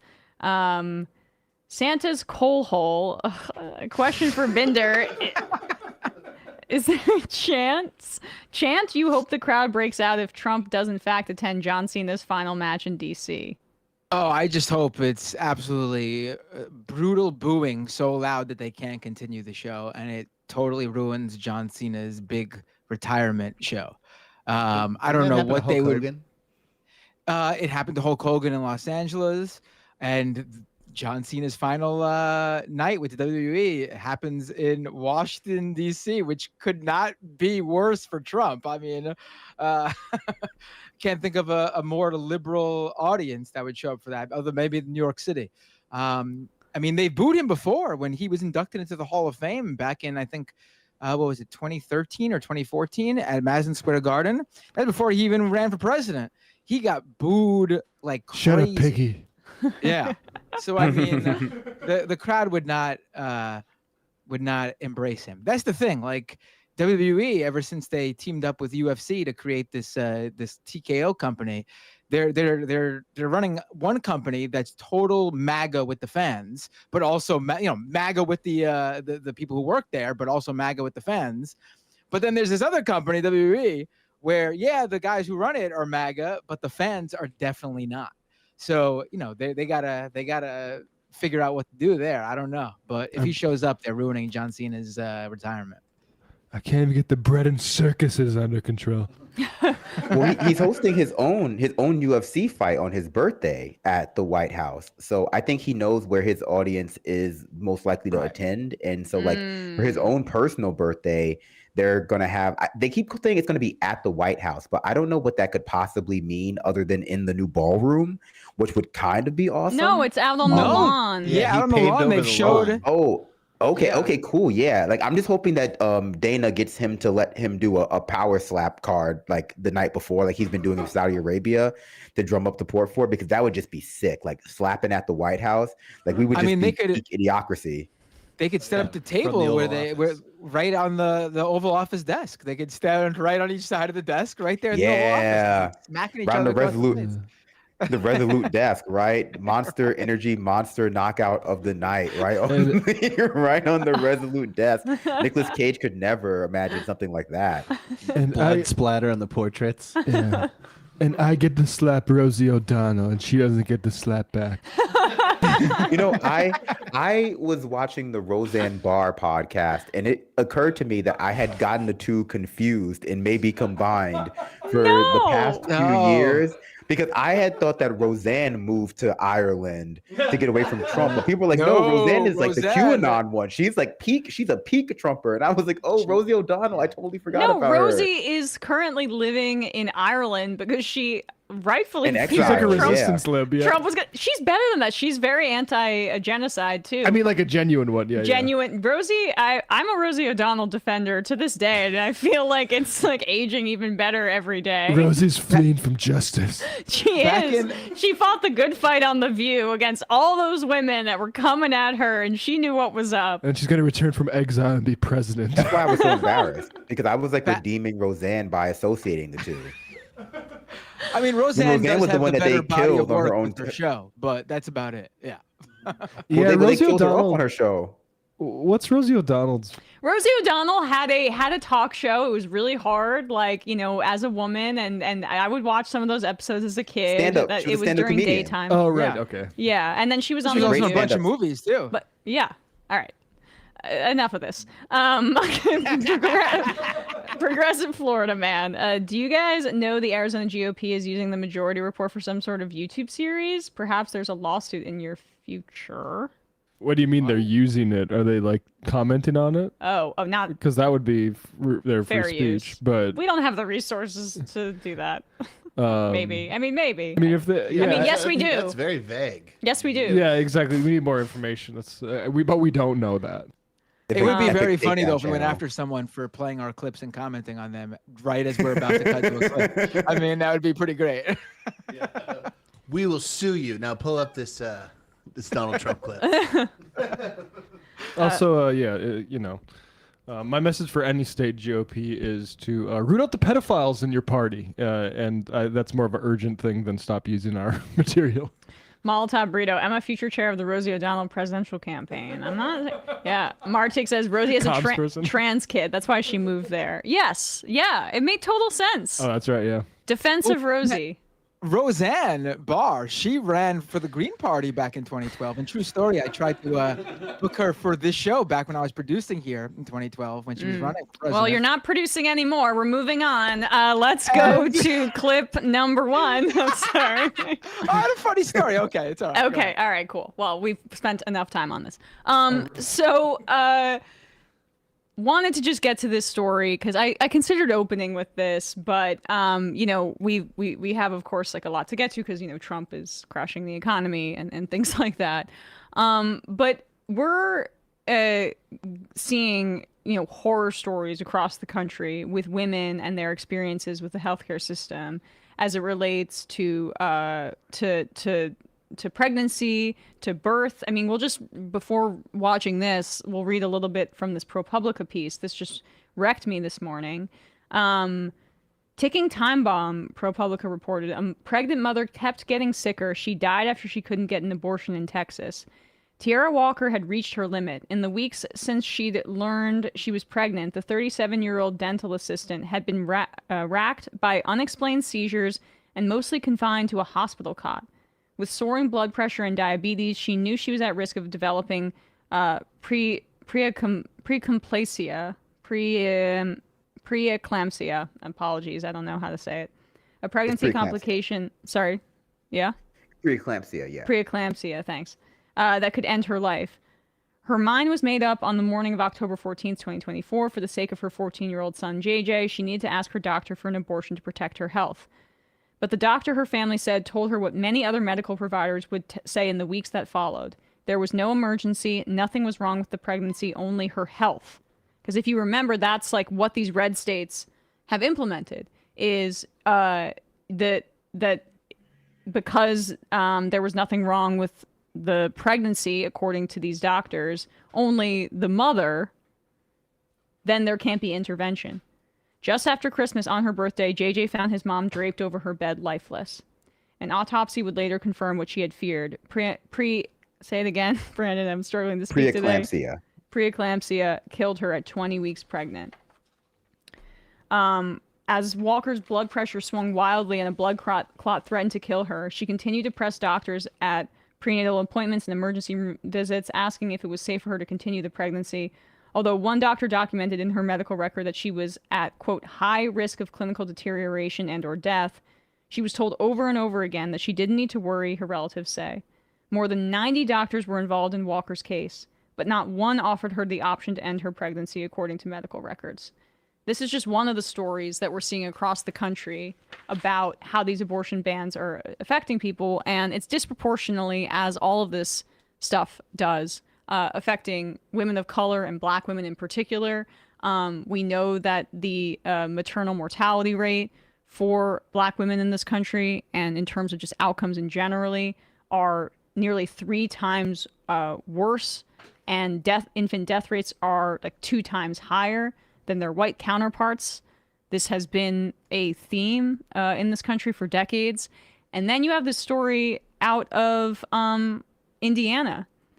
This is a mother and her husband or her partner, Mercedes Wells. This is not an abortion story, but just another example of women's healthcare being under assault.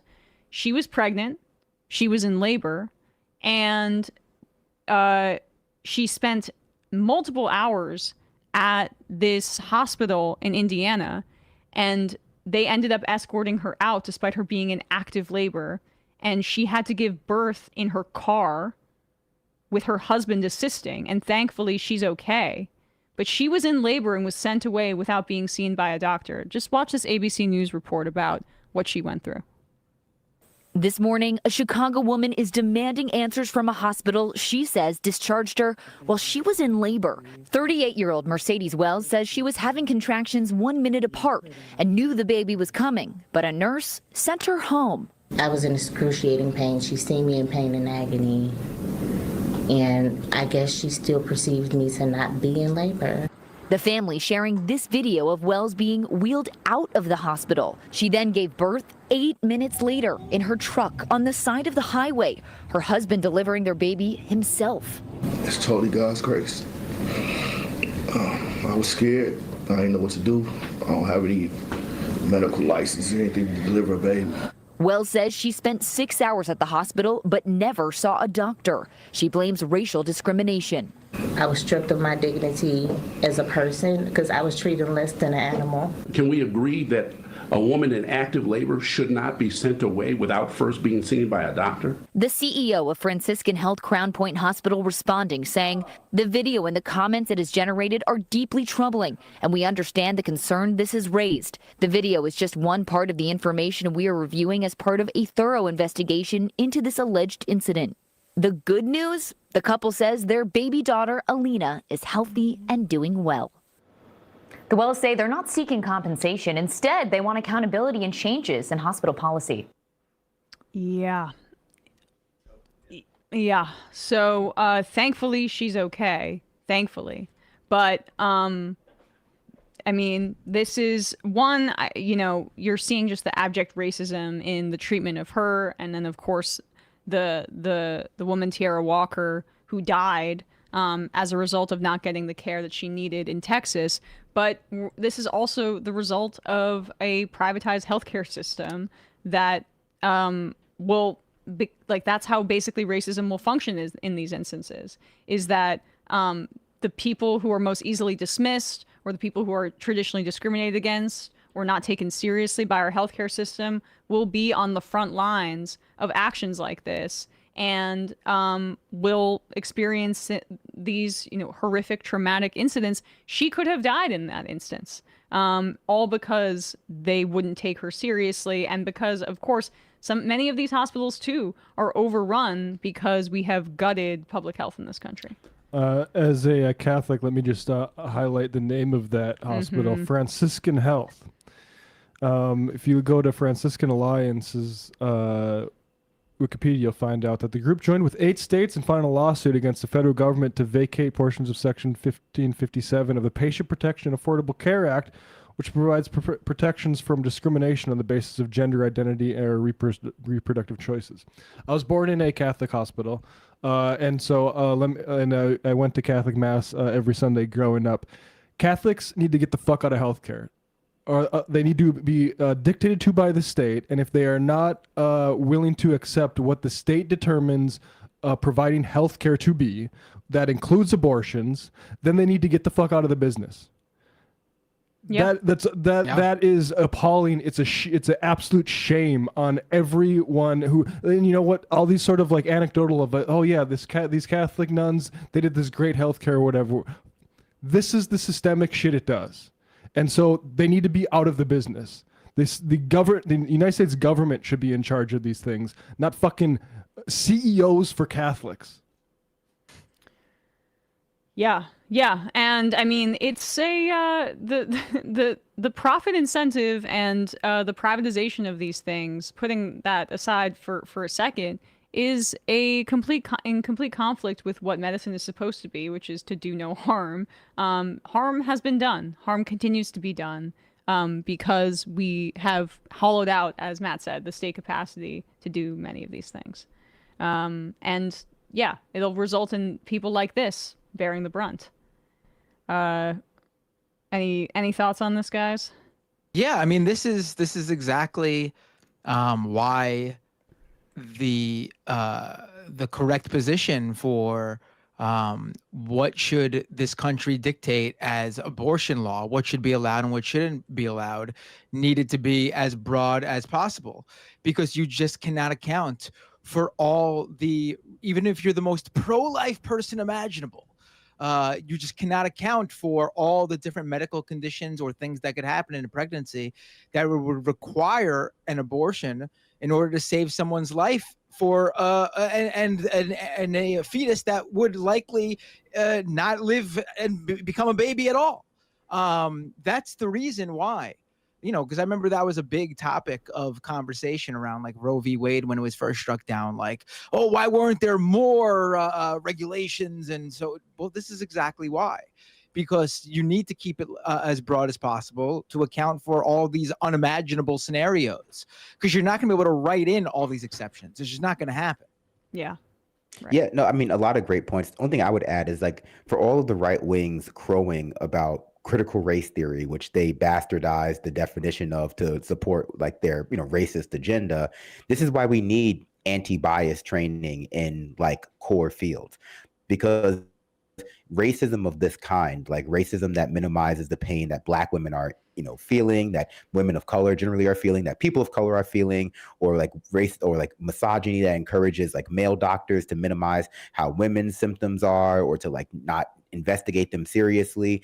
Like it's a public health crisis. It leads to negative health outcomes at the societal level. And, right wingers don't care about those things because they're afraid of kids learning about like diversity and getting interracially married. But this is just an example of why like specialized field like law, like medicine, and just generally speaking, why we would all benefit from having that kind of training, because like it has real consequences in our lives in so many like, not just life-changing ways, but small ways too. Yep, exactly right.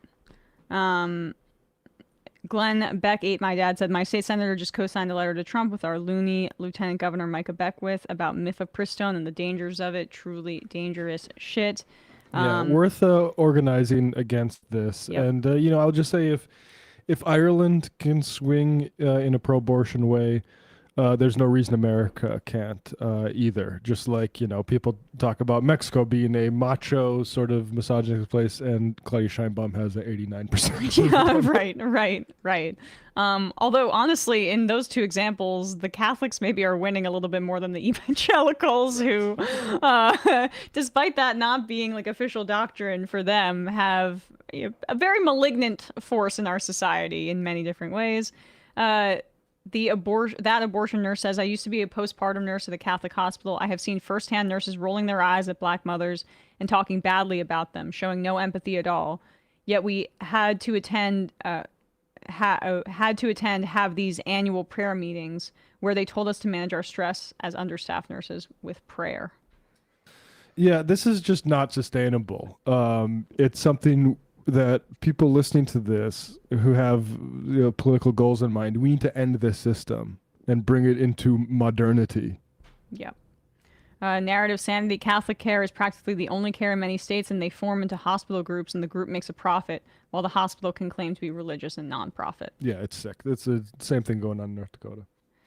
629 area code pediatrics. I would love to call in and rant about the effery that is U.S. healthcare. All right, we will open up the phone line soon. But let's now have fun. All right, I've gotten the serious stuff out of the way. What number is this? Okay, I'm looking for it here. Looking for this. No, it's okay. Oh, is this 17? Okay. Ironically. Why is it ironic? Oh, okay. All right. People will see. I know where you're going with this. So, I don't like that. Bloomington, Minnesota? Yes, Bloomington, Minnesota. Has maybe, a police chief that has us reconsidering the ACAB stuff. I mean, this is our segment. This is Majority Report celebrates police work. Officers. Exactly. We're not crazy lefty. I mean, has there been better propaganda for police officers than ICE going into the streets and them sometimes clashing? Or being drunk, yeah. Yeah, it's like the cops are just looking, much better by comparison to these untrained Gestapo Proud Boys roaming around and driving their trucks on the wrong side of the highway or whatever. Or doing something like this, not to tease out Brian's joke for too long. Here's the Bloomington police chief not holding back when talking about the arrest of an ICE officer who was apparently soliciting sex from a minor. Ah, there it is. This one shames. This is a tragedy in many respects, but people at the Department of Homeland Security, I know there are great people there that come to work every single day and do their jobs and do it admirably. Unfortunately, Mr. Recently married back here is not one of those people. He works for. So just to outline what he said there, that's not his last name. Mr. Recently married. What did he say? Back. That's his last name is So his Back. last name is Back. Yeah. But recently married is not part of his last name. That's a description of his marital status. Yeah, well, I mean, it's not the Friar's most, roast. it's probably not the most up-to-date description of his marriage, but yeah, it definitely it was accurate at some point. Technically married Back. And now, actually, there'll be more on that sort of front in the future. Not on this guy, but a different one. But have you ever seen a cop freelancing like this? I mean, he is feeling himself right now. He's announcing charges, I guess. You go ahead. Everyone hates police officers, especially police officers, because they know how bad they can be because they are them.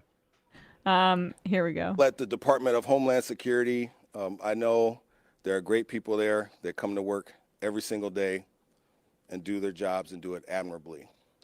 Unfortunately, Mr. Recently married back here is not one of those people. He works for ICE, and he is an auditor for them, a civilian employee. When he was arrested, he said, "I'm ICE boys." Well, unfortunately for him, we locked him up. We put him in our jail. He got reappropriated to our jail, and my understanding is he helped send people to send federal authorities. I think he's going to see some federal authorities because I think the feds are going to take this case. So I'm going to close on this, and I'll take questions. First question, sir. How did you get so based despite being a cop? We're good? Yeah, we're good. All right. First question, sir. Do I have to repeat that? I don't want to. Anyway, keep going, guys. Yeah, I mean, honestly, like if this guy just took off his own badge and left, like it was like, this is my last, duty as a cop. I'd be like, this is the best cop I've ever seen. I would just have to salute him as he walks off. So I think the cop especially enjoyed the fact that this guy was a civilian employee of ICE and still tried to pull the whole, "Hey guys, I'm one of you. I'm an officer of the law. I'm ICE." Yep. And he would, yeah. Well, I mean, there is truth to this in the sense that, look, the institution of policing in this country is badly in need of reorganization and reform and deep changes. But there is at least a training process, of course, and I'd imagine that these guys take some sort of pride in that. The whatever's happening with these ICE guys that are just roaming the streets and really getting in the way of police work, they're causing emergencies, they're creating chaos, they're making these guys' jobs harder, they're not identifying themselves with their masks, and we have no idea how many ICE agents are just or so-called ICE agents are really posing out there and preying on children, women, vulnerable people. I mean, who knows what, they don't have to identify themselves, they're in these unmarked cars. They're terrorizing these communities, and some police officers are loving it, I'm sure, but some police officers have got to go this is making my job harder. And you know how much they hate doing their job, but this is also just rival gangs. This is the classic situation where you have one gang encroaching on another gang's territory, and in the case of a federal law enforcement organization being that gang, they in some ways supersede your jurisdiction, which cops also hate because they have power issues too. And so there are a lot of elements of this, and of course what you're saying is true because some cops do feel very strongly about the fact that no other police officer should make their own bad district look worse. Like, you know, remember when like the Uvalde police officers like stood outside that school shooting, and every cop like in the country came out and like, that wouldn't be my, you know, my precinct. It's like, it absolutely would be. But, you know, in this case, it wasn't. So you don't like that they're making your job and you look worse because you're at least hyper conscious of how you're, you know, how you are perceived. Like, that's why you never really see cops eating like donuts, because they're very superficial, and they know how they're very conscious of how they're perceived. They eat them in private. They do. In a dark room.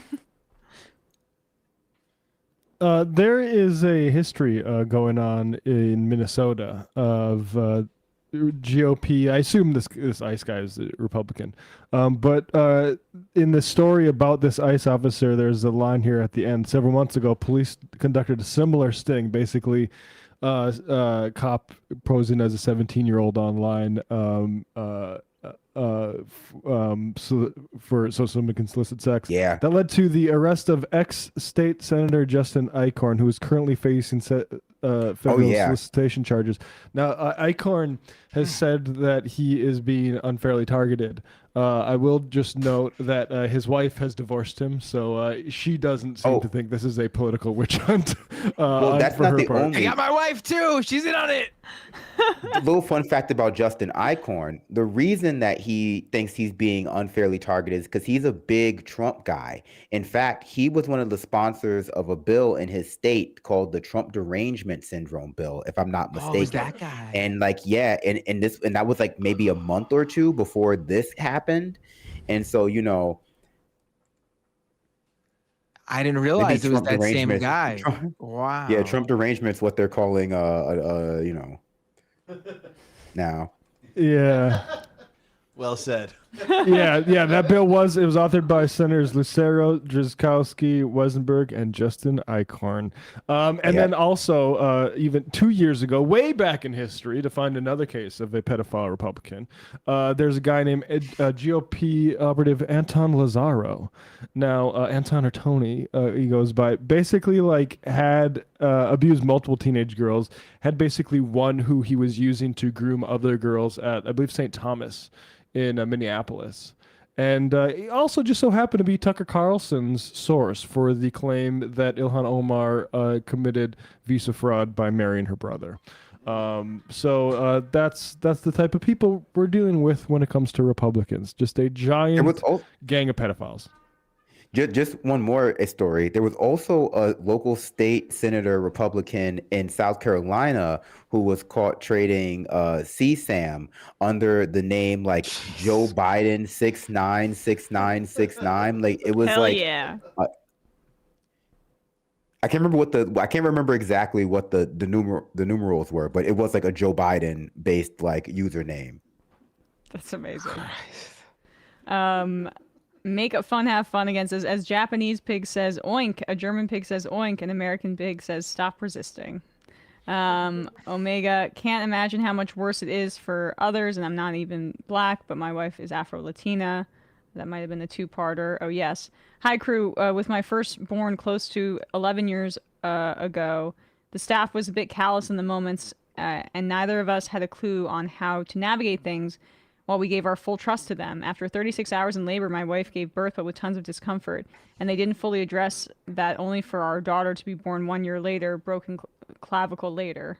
They didn't even ask us if an x-ray of her would be okay with us. Thankfully, our child recovered. We went to a nicer hospital next time that even gave us a gift bag with toiletries. And then your follow-up was, can't imagine how much worse it is for others. And then, I'm not black, but my wife is Afro-Latina. That's the thing is, and this is largely, I mean, who needs this? It's, you know, just statistically younger women under 30, and we're not cared for in this country unless you are wealthy, unless you're past a certain level of wealth, and even that's probably shabby and cutting corners too. But it's just profitable enough to where they can like give you some good care. But I mean, there's all this stuff about private equity buying up hospitals, and those hospitals leading to people being like worse outcomes, meaning death. Yeah. Like, and we just fucking allow it. Well, health insurance in America is way more tied to people's jobs. You have to be so wealthy without like having a steady job that provides you health insurance to like, be able to pay for it out of pocket, given how like high the costs are, that like really it's one of the main ways in which we are, kept indebted and unable to like leave our employment, right? Which keeps us more precarious in our lives, right? We're unable to speak out effectively politically. We're unable to organize labor because we're afraid of not just having to live paycheck to paycheck, but what happens if, God forbid, I lose my job and I do have 6 months of savings, but I get cancer? Like, I just can't afford that. Like, no one really can unless you're a millionaire. Yeah. And even then, it still might wipe you out.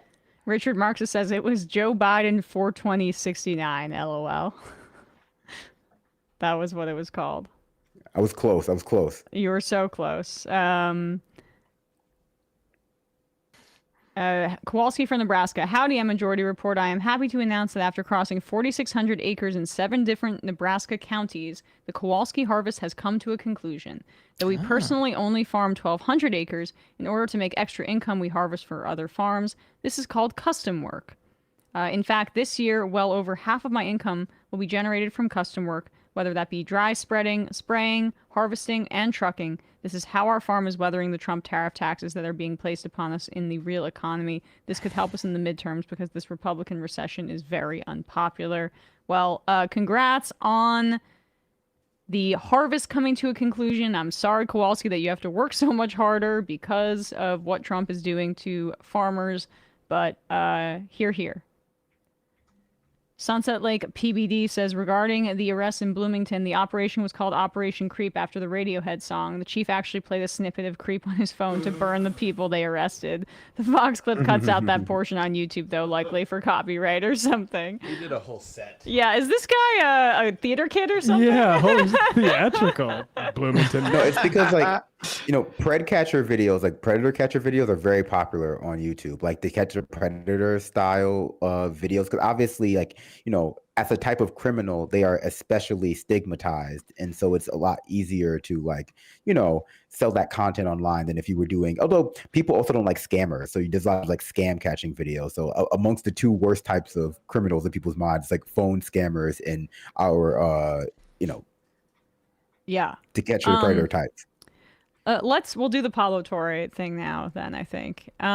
So Pablo Torre is like a journalist in the sports world largely, who has been doing some really phenomenal work on his show and through his reporting. Pablo Torre finds out about the NBA and gambling in particular. That's mostly what I have been following. But I guess his show is also covering things like, our favorite tied for 5th place influencer, Riley Gaines, and where she's getting her money from. The fact that she's even in the news at all still is shocking to me, but you kind of see why, given what he uncovers here, because it's all astroturfed. Yeah. It's all astroturfed. Yeah. I mean, while, not to say woe is us in any way, but shows like ours or either other left-wing shows have to grow their channels organically, and it's a grind a little bit. Look at these people come out of nowhere because they're incredibly well financed. And so Torre did and also I guess this is with a Mother Jones reporter. I'm sorry, I can't see her name right now. Madison Pauly. This is their expose, I guess, about Riley Gaines and where she's actually getting her money from.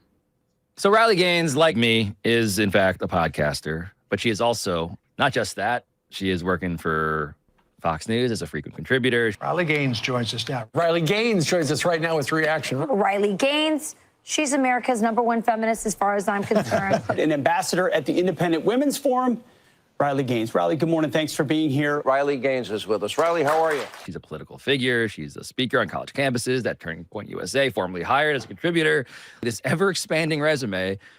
How enriching is it? I hear that on this podcast you like tax forms.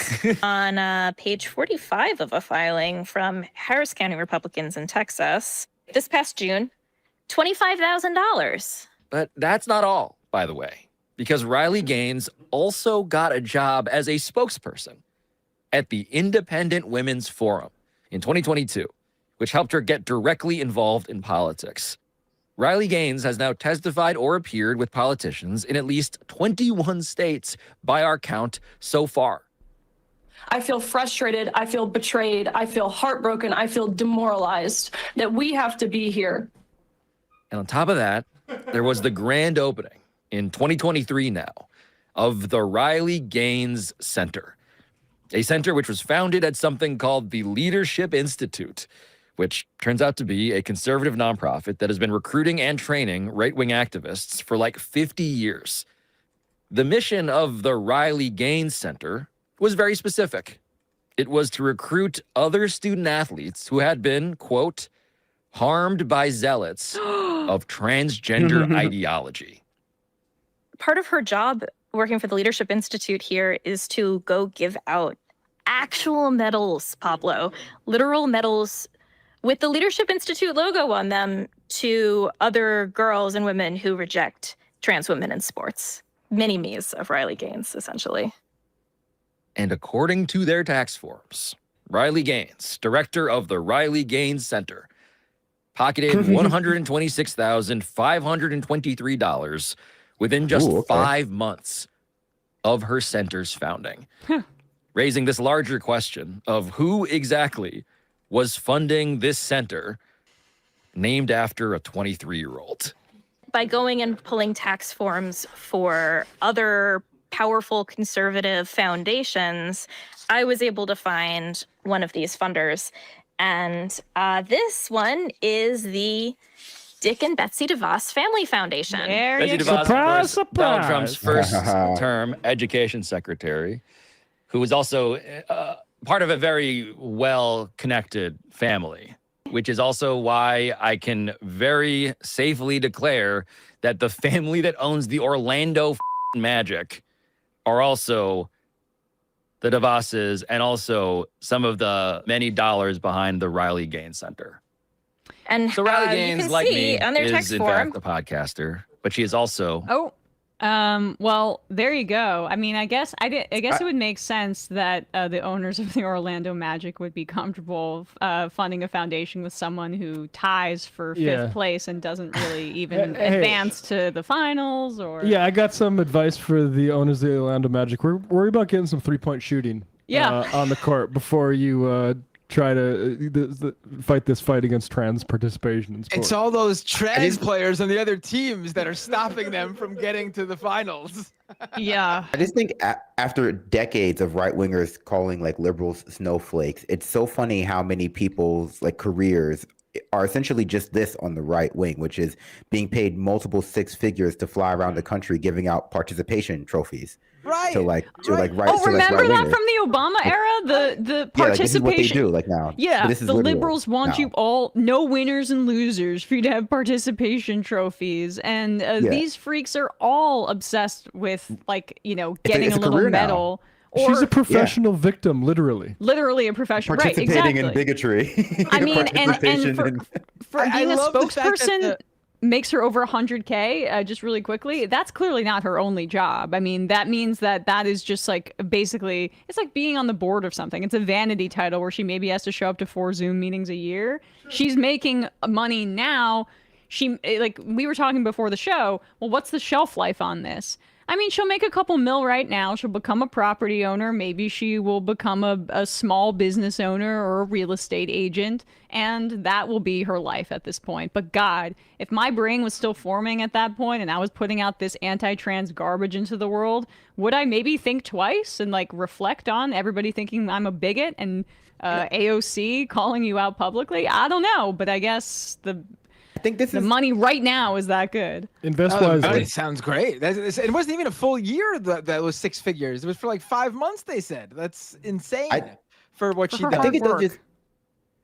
I think it speaks to like the times that we're in actually pretty starkly though. I mean, like and I'm not trying to make excuses for her personally, but you see it online all the time now. Like people who seem to have embraced the reality that the society we live in has totally like cordoned most people off from legitimate opportunities to make money or be successful in the way they feel like they need to. And one of like the only types of jobs that we have now that people can reasonably access, at least in their minds, is being a professional bigot.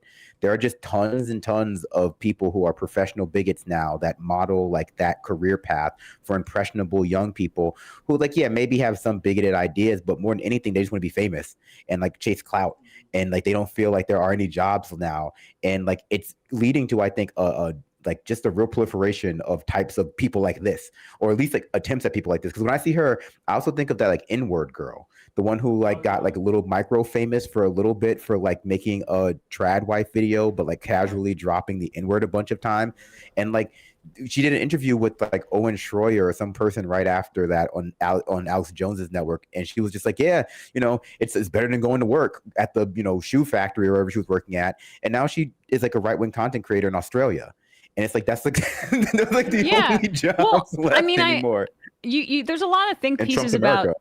things like the attention economy, right? Where like I think, you know, especially if you're under 30 or under 35 or 40, right? The economy, and I mean, you're seeing with jobs for first time jobs for college graduates that you can't find a job right now if you're graduating from college, it seems to me. And so people are being funneled into jobs or trying to take greater swings in advertising themselves on the internet in order to make money. And it's getting increasingly harder due to the concentration of wealth and due to the corporate concentration that the big tech companies have lobbied for successfully. As I headlined earlier, a federal judge today or yesterday sided with Meta against the antitrust suit that was filed by Lena Khan during the Biden years. I don't know. I would be interested to know like what the government's arguments were to this judge at this point, now that Khan is not the one overseeing the investigation, and if that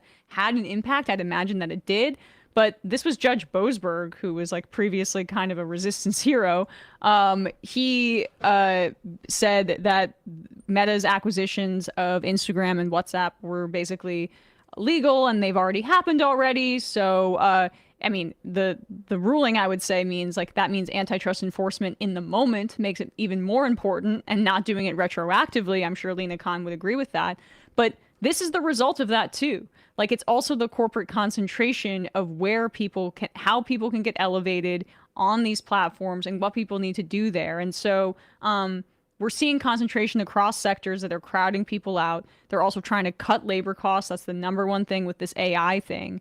And so what do you have to do? You have to sell your image. I mean, we're on camera right now doing a version of that in order to make it and try to take bigger swings because of the nature of where we're at right now. Silicon Valley leftists, as a recent college grad, can confirm the job market is brutal right now. Go ahead, Binder. I was going to say, I keep thinking about the participation medals that they give out and how it's not even analogous. Like, and there's a good reason why it's not. Like, what she claims happened to her is that a trans person denied her a spot on, in getting a certain placement in a swimming competition. That's her claim. And you would think an organization that defends her would do that to other girls who the same thing happened to. But that's not what it does, because this is not a thing. They only give it to people. They said it's not happening. They said those medals go out to just other girls who speak out against trans women in sports. Right. But that's not the analogous situation. They can't find anyone to give the medal to because this thing is not happening.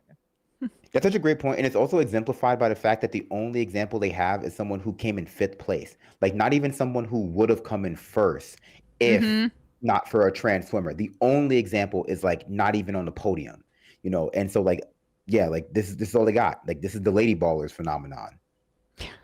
And look how it flamed out so much.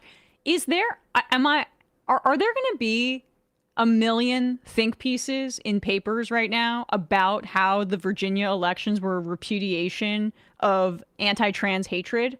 Because we saw after Kamala Harris lost in 2024, all of these papers and outlets were jumping on the opportunity to say that everyone went too far in the trans debate, supporting trans people. Kamala's for they, them.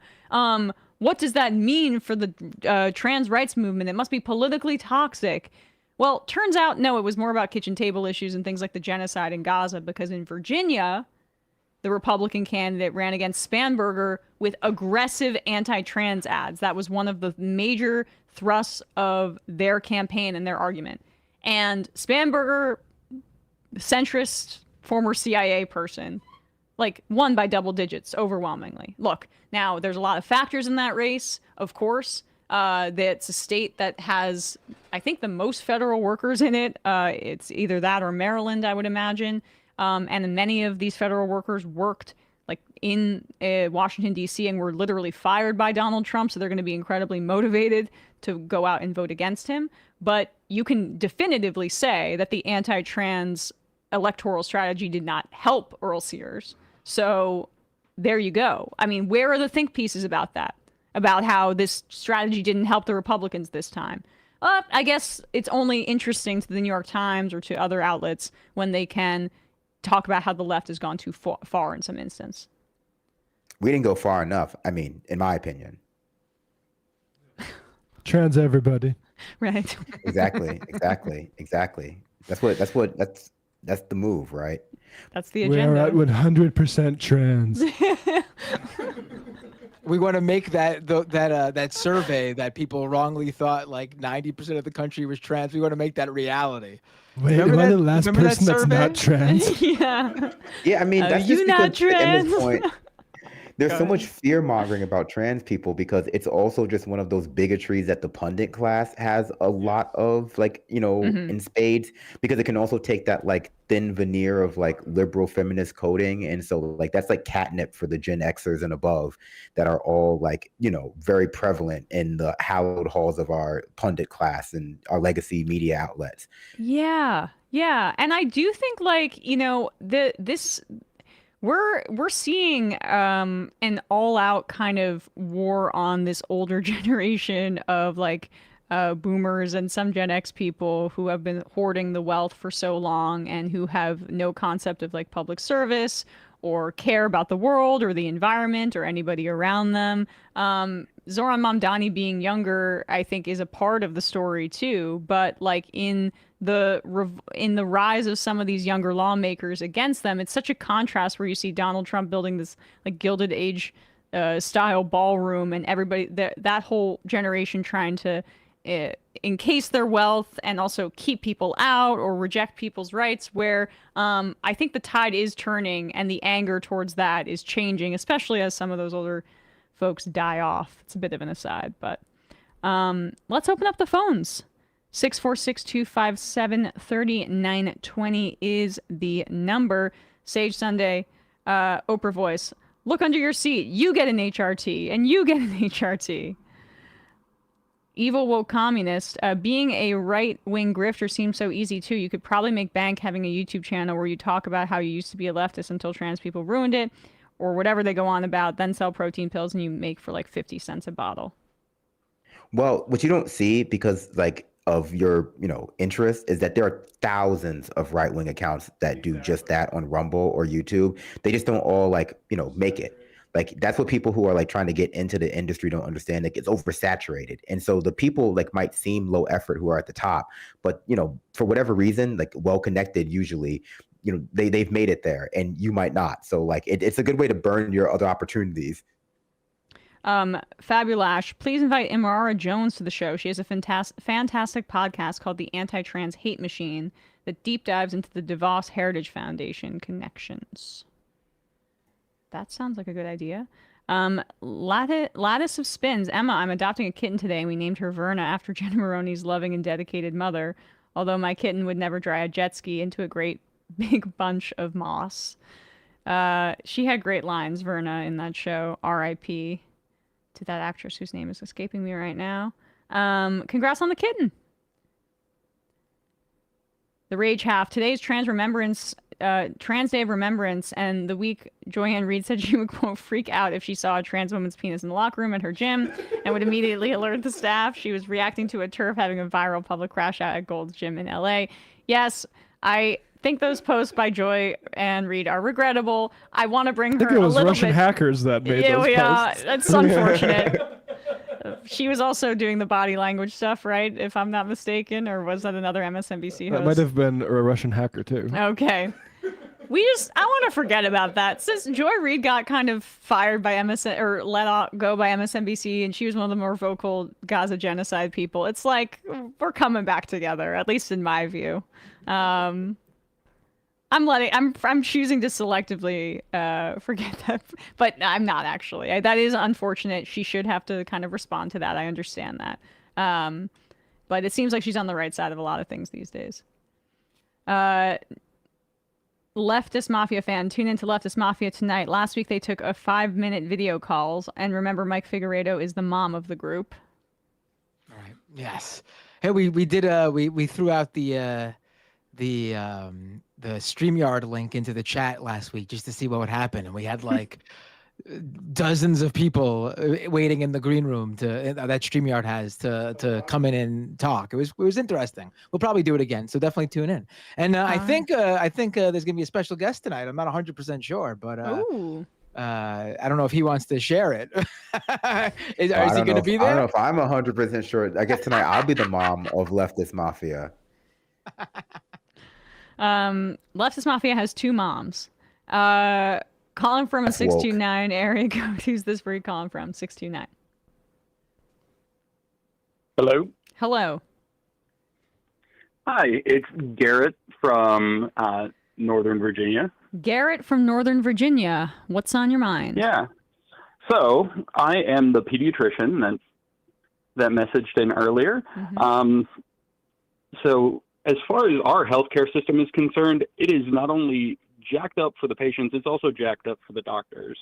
The private equity coming in and buying everything up and turning healthcare into for-profit is demoralizing, to say the least. I mean, basically turning all of the doctor's visits into having to turn patients in and out as quickly as possible just to make sure that you can hit your numbers. And that's part of why it always feels like your doctor is rushing you, because we kind of have to. Right.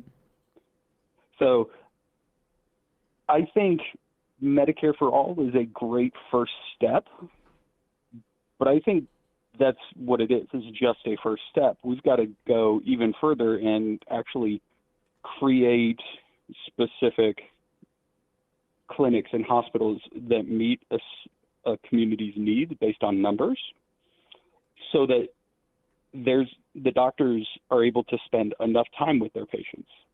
Now that also means increasing the number of doctors that we put out, because there's a physician shortage. There's also a nursing shortage, so we have to increase that. College should already be taxpayer funded, so shouldn't have to worry about paying off tuition. But in our current hellscape, the government should also cover all that tuition to help promote people going into those fields, because as it currently stands, unless you have some overwhelming source of altruism, there's no incentive to go into medicine. Who wants to spend an extra 6 years, 7 years in school to get some of my friends over $1 million in debt? Instead, I just sold myself to the Army, and now I have jacked up back.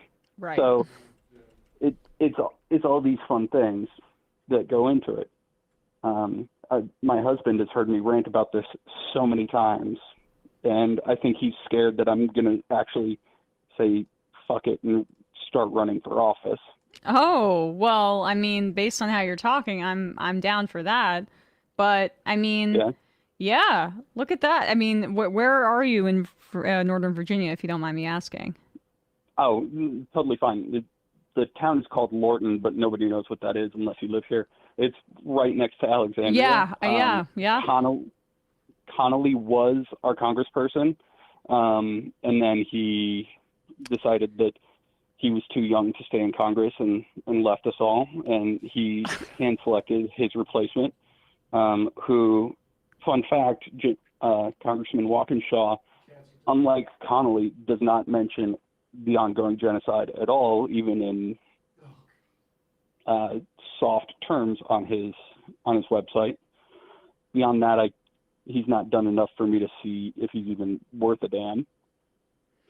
But it is something that I've started looking at. that being said, my husband is a federal employee and is trying to get a promotion that requires review by political appointees. So he just had to write an application for that position saying basically semi-glazing Trump, which was the most disgusting thing that either of us have done. Yeah, well, I mean, you got to do what you got to do, but keep us posted on that thoughts about running for Congress, because obviously, Garrett, your politics are in the right place. Appreciate the call. Thanks so much. So can I end on a positive note? Sure. So just as an aside, I went to pick up my daughter. We are in the process of adopting. Oh my the bus. She's 3 years old. It's busy. Went to pick her up off the bus the other day. She gets off the bus, says, "Hi, you have a penis." And so that is how my 3-year-old is now greeting me. That's amazing. Well, she has her anatomy down pat, and then if you're a doctor, that you can appreciate that, right? You know, now we're talking about what we talk about in public and what we talk about in private. But you know what? We're going to use the normal terms. And I encourage everyone to do that and get vaccinated. Flu and COVID season is going to suck. Appreciate the call. I'm going to let other people talk. Congratulations Have a good one. to you and your family, Garrett. Yeah, love you all. Bye-bye. Love you too. Bye. Calling from an 805 area code. Who's this? Where you calling from? 805. Is that me? This is me? This is you.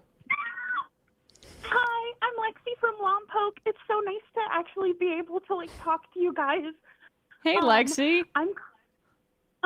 So I am running for I called a few months ago, talking about potentially getting into public politics in my city.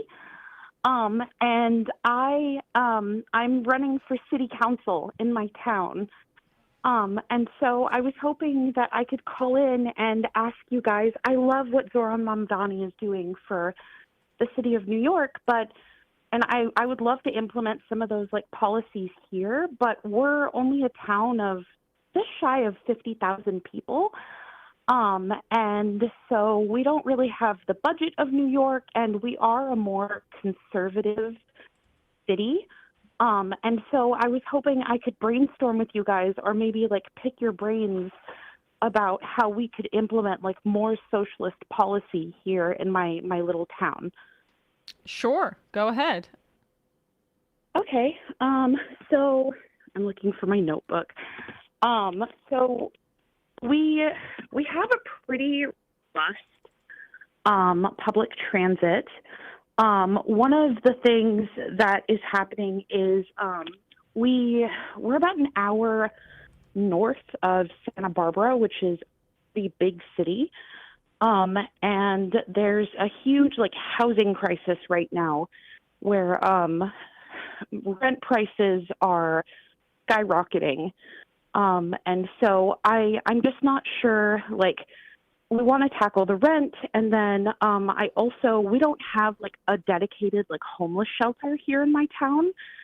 And so one of the things that I would like to do if I was elected is to build a homeless shelter here in town, so that way we can get people off of the streets, give them clean clothes, a shower, and then potentially have a service where we work with the county to help them build a resume and get them back as functioning members of society. And I just kind of wanted to pick your brain. If you guys were in my shoes, how would you guys go about enacting change in a small town? Well, go ahead, Brandon. I was gonna say, first I want to congratulate you for running for office, because a lot of people don't take that step. And just broadly speaking, I would say just look into the topic of what's broadly known as municipal socialism, which speaks to the sorts of small scale socialist policies that historically have been enacted at this level, which a lot of times, are a little bit like smaller in scope, right, than what can be done in some place like New York City, which has a huge Department of Education.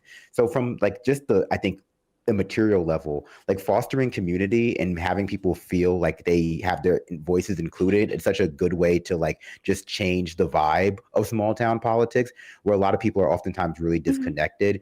And from that jumping point, there are a lot of different types of organization, changes you can make, not just in the government, but encouraging in like extra government organizations, like supporting unions, having a more union-friendly government, like tackling corruption if it exists in your particular area, Right. like being seen as like the forced cleaning up and supporting workers.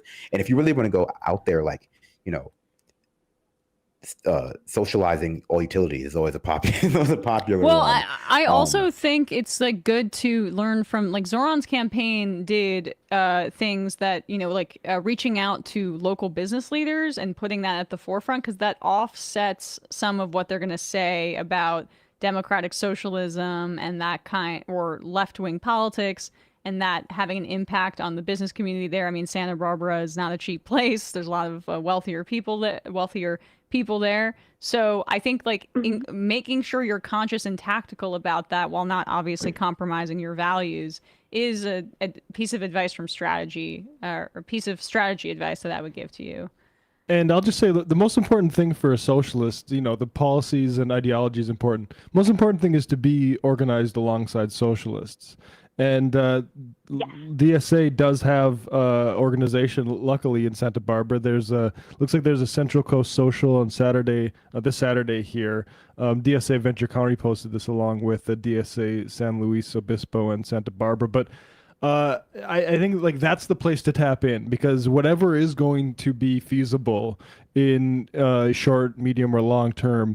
As a socialist is going to be done through an organization, and I would suggest DSA is the one that is most set up to do that right now. 100%. And DSA really, I mean, I think we're feeling good, feeling ourselves a bit here in New York, of course, about Zoran's victory. But none of that would have been possible if it wasn't for the DSA organizing of over the past 6 or so years. Like, I mean, it was a real Since build-up. 2016, really. Since 10 years, I guess. But it really, we started getting some real wins. In the wake of AOC's victory, and it was the Cynthia Nixon primary challenge of Andrew Cuomo that jump-started a lot of this stuff to take out the IDC. So what happens here on this coast could be a really exciting opportunity out in the West, in California. I know that there's a DSA candidate that just announced to primary for a mayoral race in LA as well. I know that's, you're in Santa Barbara. That's a few hours south of you, but still just energy that you can capture. And the way that you capture that is, to Matt's point, being a part of the organization that gives you the capacity to capture it. As the policy, housing, like you put your finger on it, but it's going to be things like banning algorithmic pricing, banning giant capital hedge funds type organizations from owning everything. It's going to be housing, really. Yep. Yeah, and so like that's my entire platform is built on the belief that a society is only as strong as our weakest link. And so if we're taking care of the people at the very fringes of our society, then, we move the Overton curve. And when the people at the bottom benefit, it means that the people all the way up get to benefit too. And so that's kind of like my whole platform. And I actually haven't announced my run for city council. We have a party that we're going to be we're going to be having a party at my local Democratic office on the 7th, and that's where I'm going to announce my candidacy. Well, will you email us at majorityreporters@gmail.com with your information about your candidacy when you do?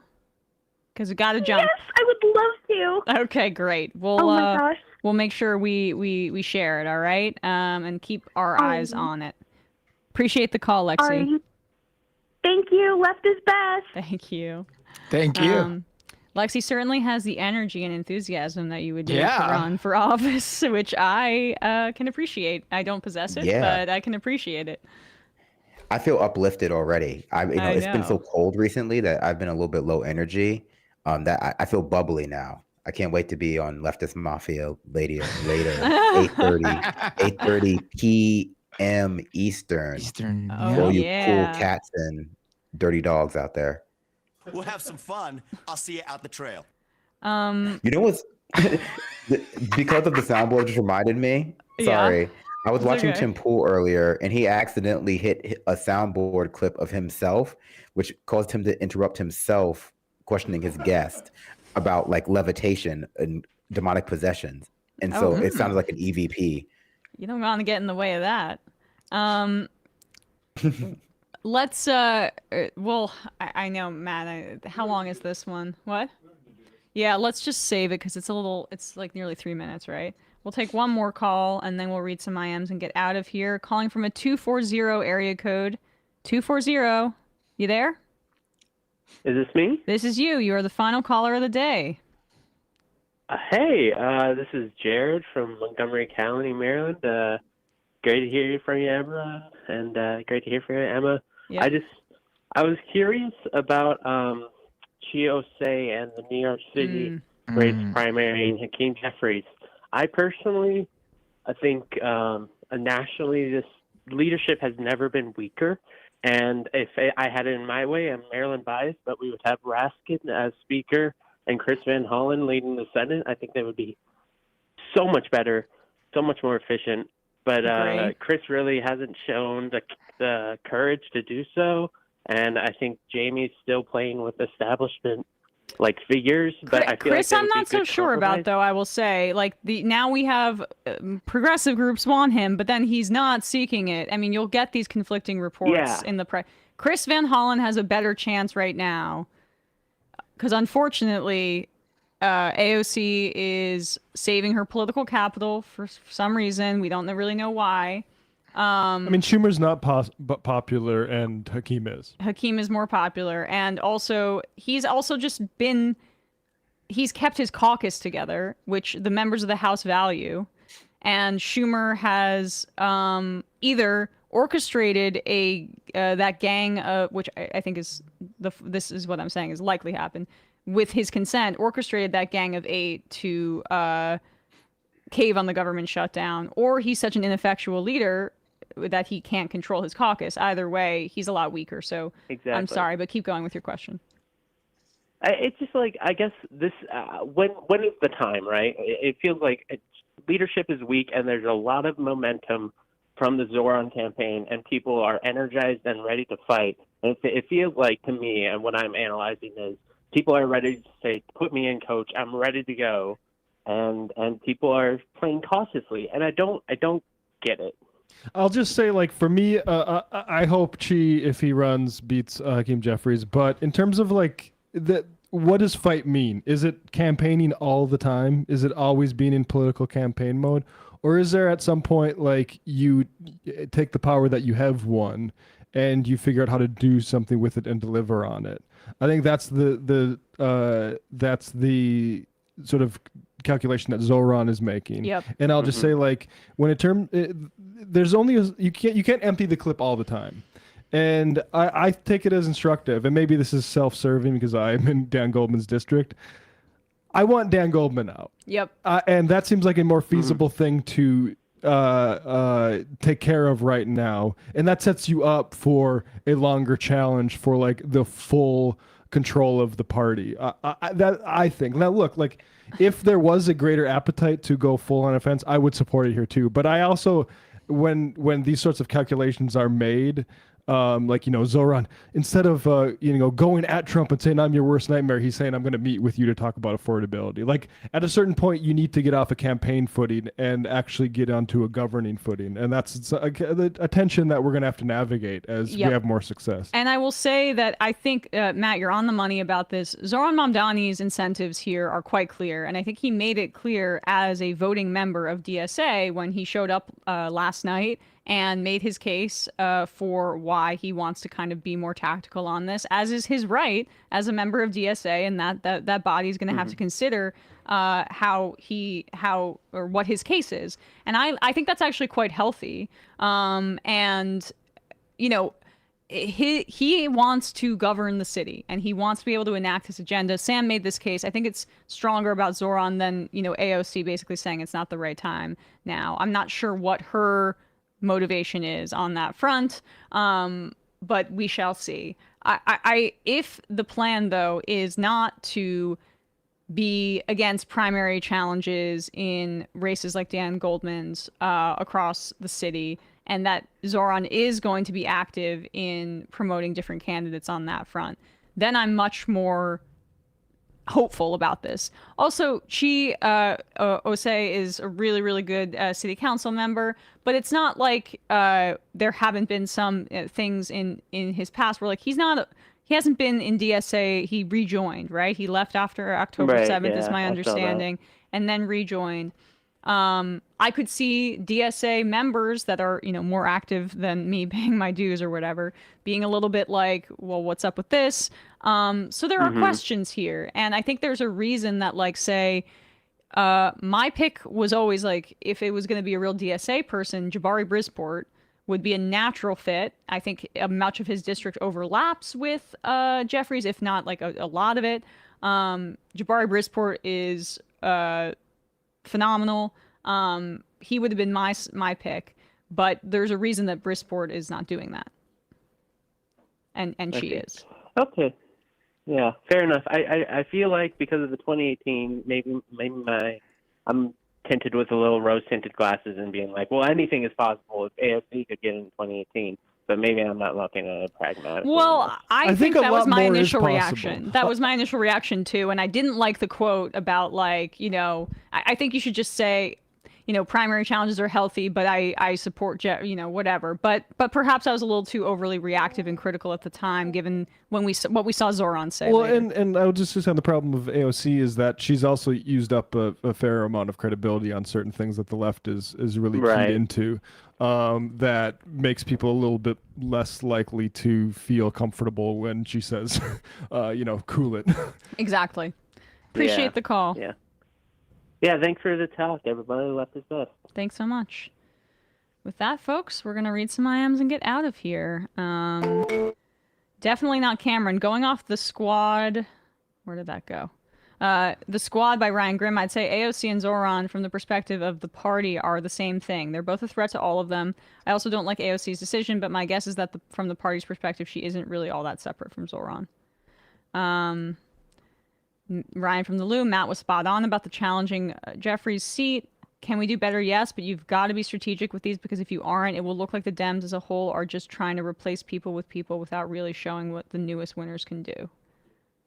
Like, the job of NYC mayor isn't to get socialists elected across the country. Yeah, but also, I mean, he's getting criticism for keeping on the police commissioner, which is, like, a decision that I agree with strategically. I mean, I think that, like, he does not want to get bogged down in a fight with the NYPD in the first year of his enacting his agenda. I think pick every fight with everybody at all times.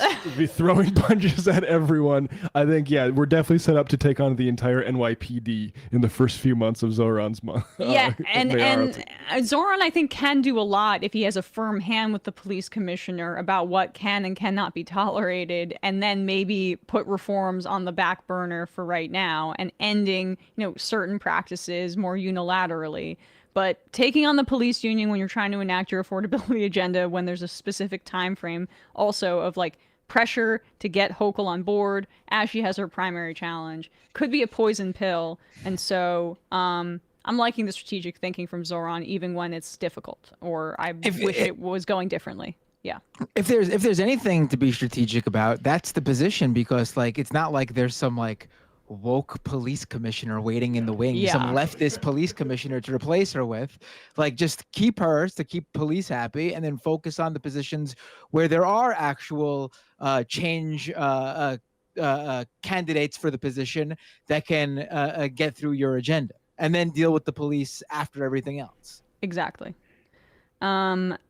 Definitely not Cameron says, whatever the caller can do to get people moving and volunteering in their community, we have got to break the apathy that permeates society.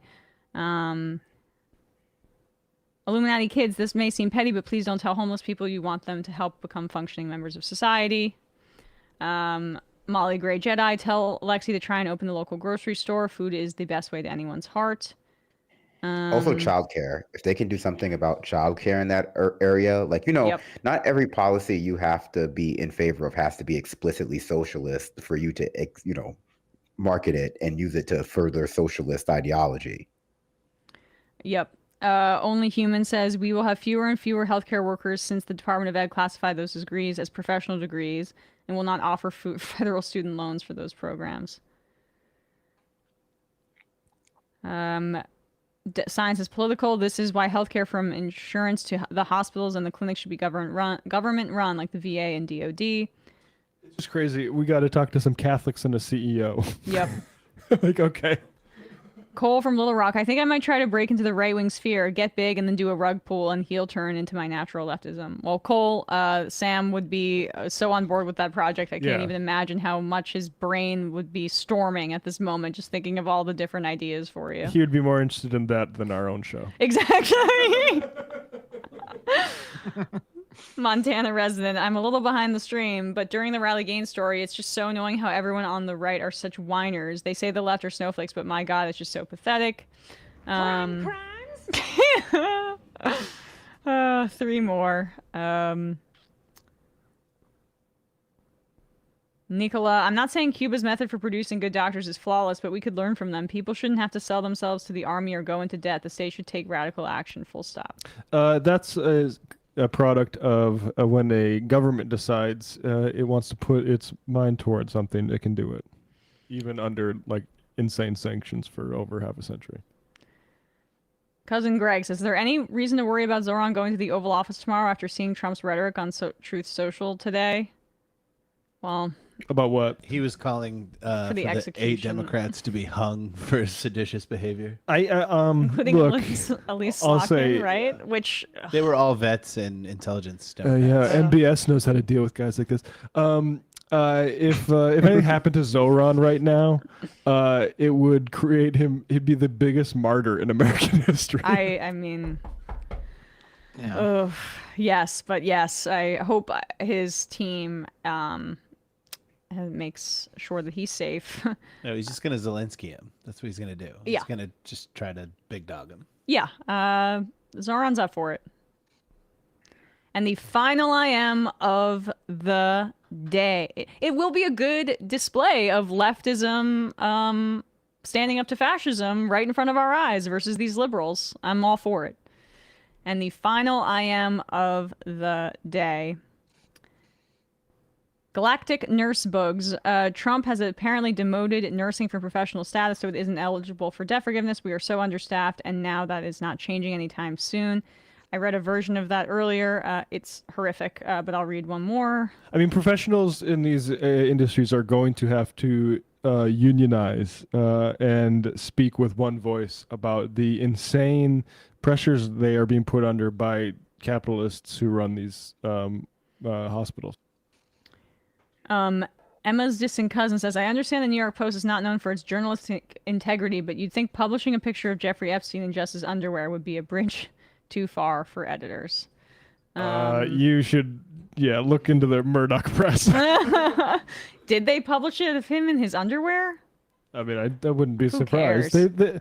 Rupert Murdoch, the only reason anyone of us know who he is because in the 80s he decided to start printing pictures of naked women on page 3 of The Sun. Yeah.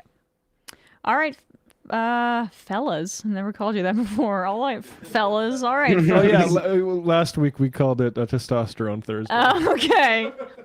As opposed to all the other days when I'm not here. That's true. Well, I was in the chair though. When Sam's in the chair, it's not really testosterone. Soy boy. All right. Appreciate you all. Thank you so much. Binder, Brandon, Matt, and Brian. Check out Leftist Mafia tonight, and we will see you tomorrow. It might take all the strength I got to get to where I want, but I know somehow I'm gonna get there.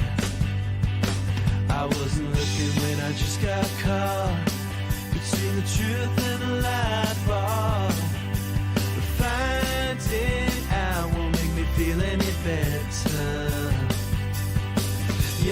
know the clock is ticking, but the meds are gonna kick in, and my pilot light's shining bright. I guess somewhere the choice was made for the option where you don't get paid, for the road that bends before it finally breaks you.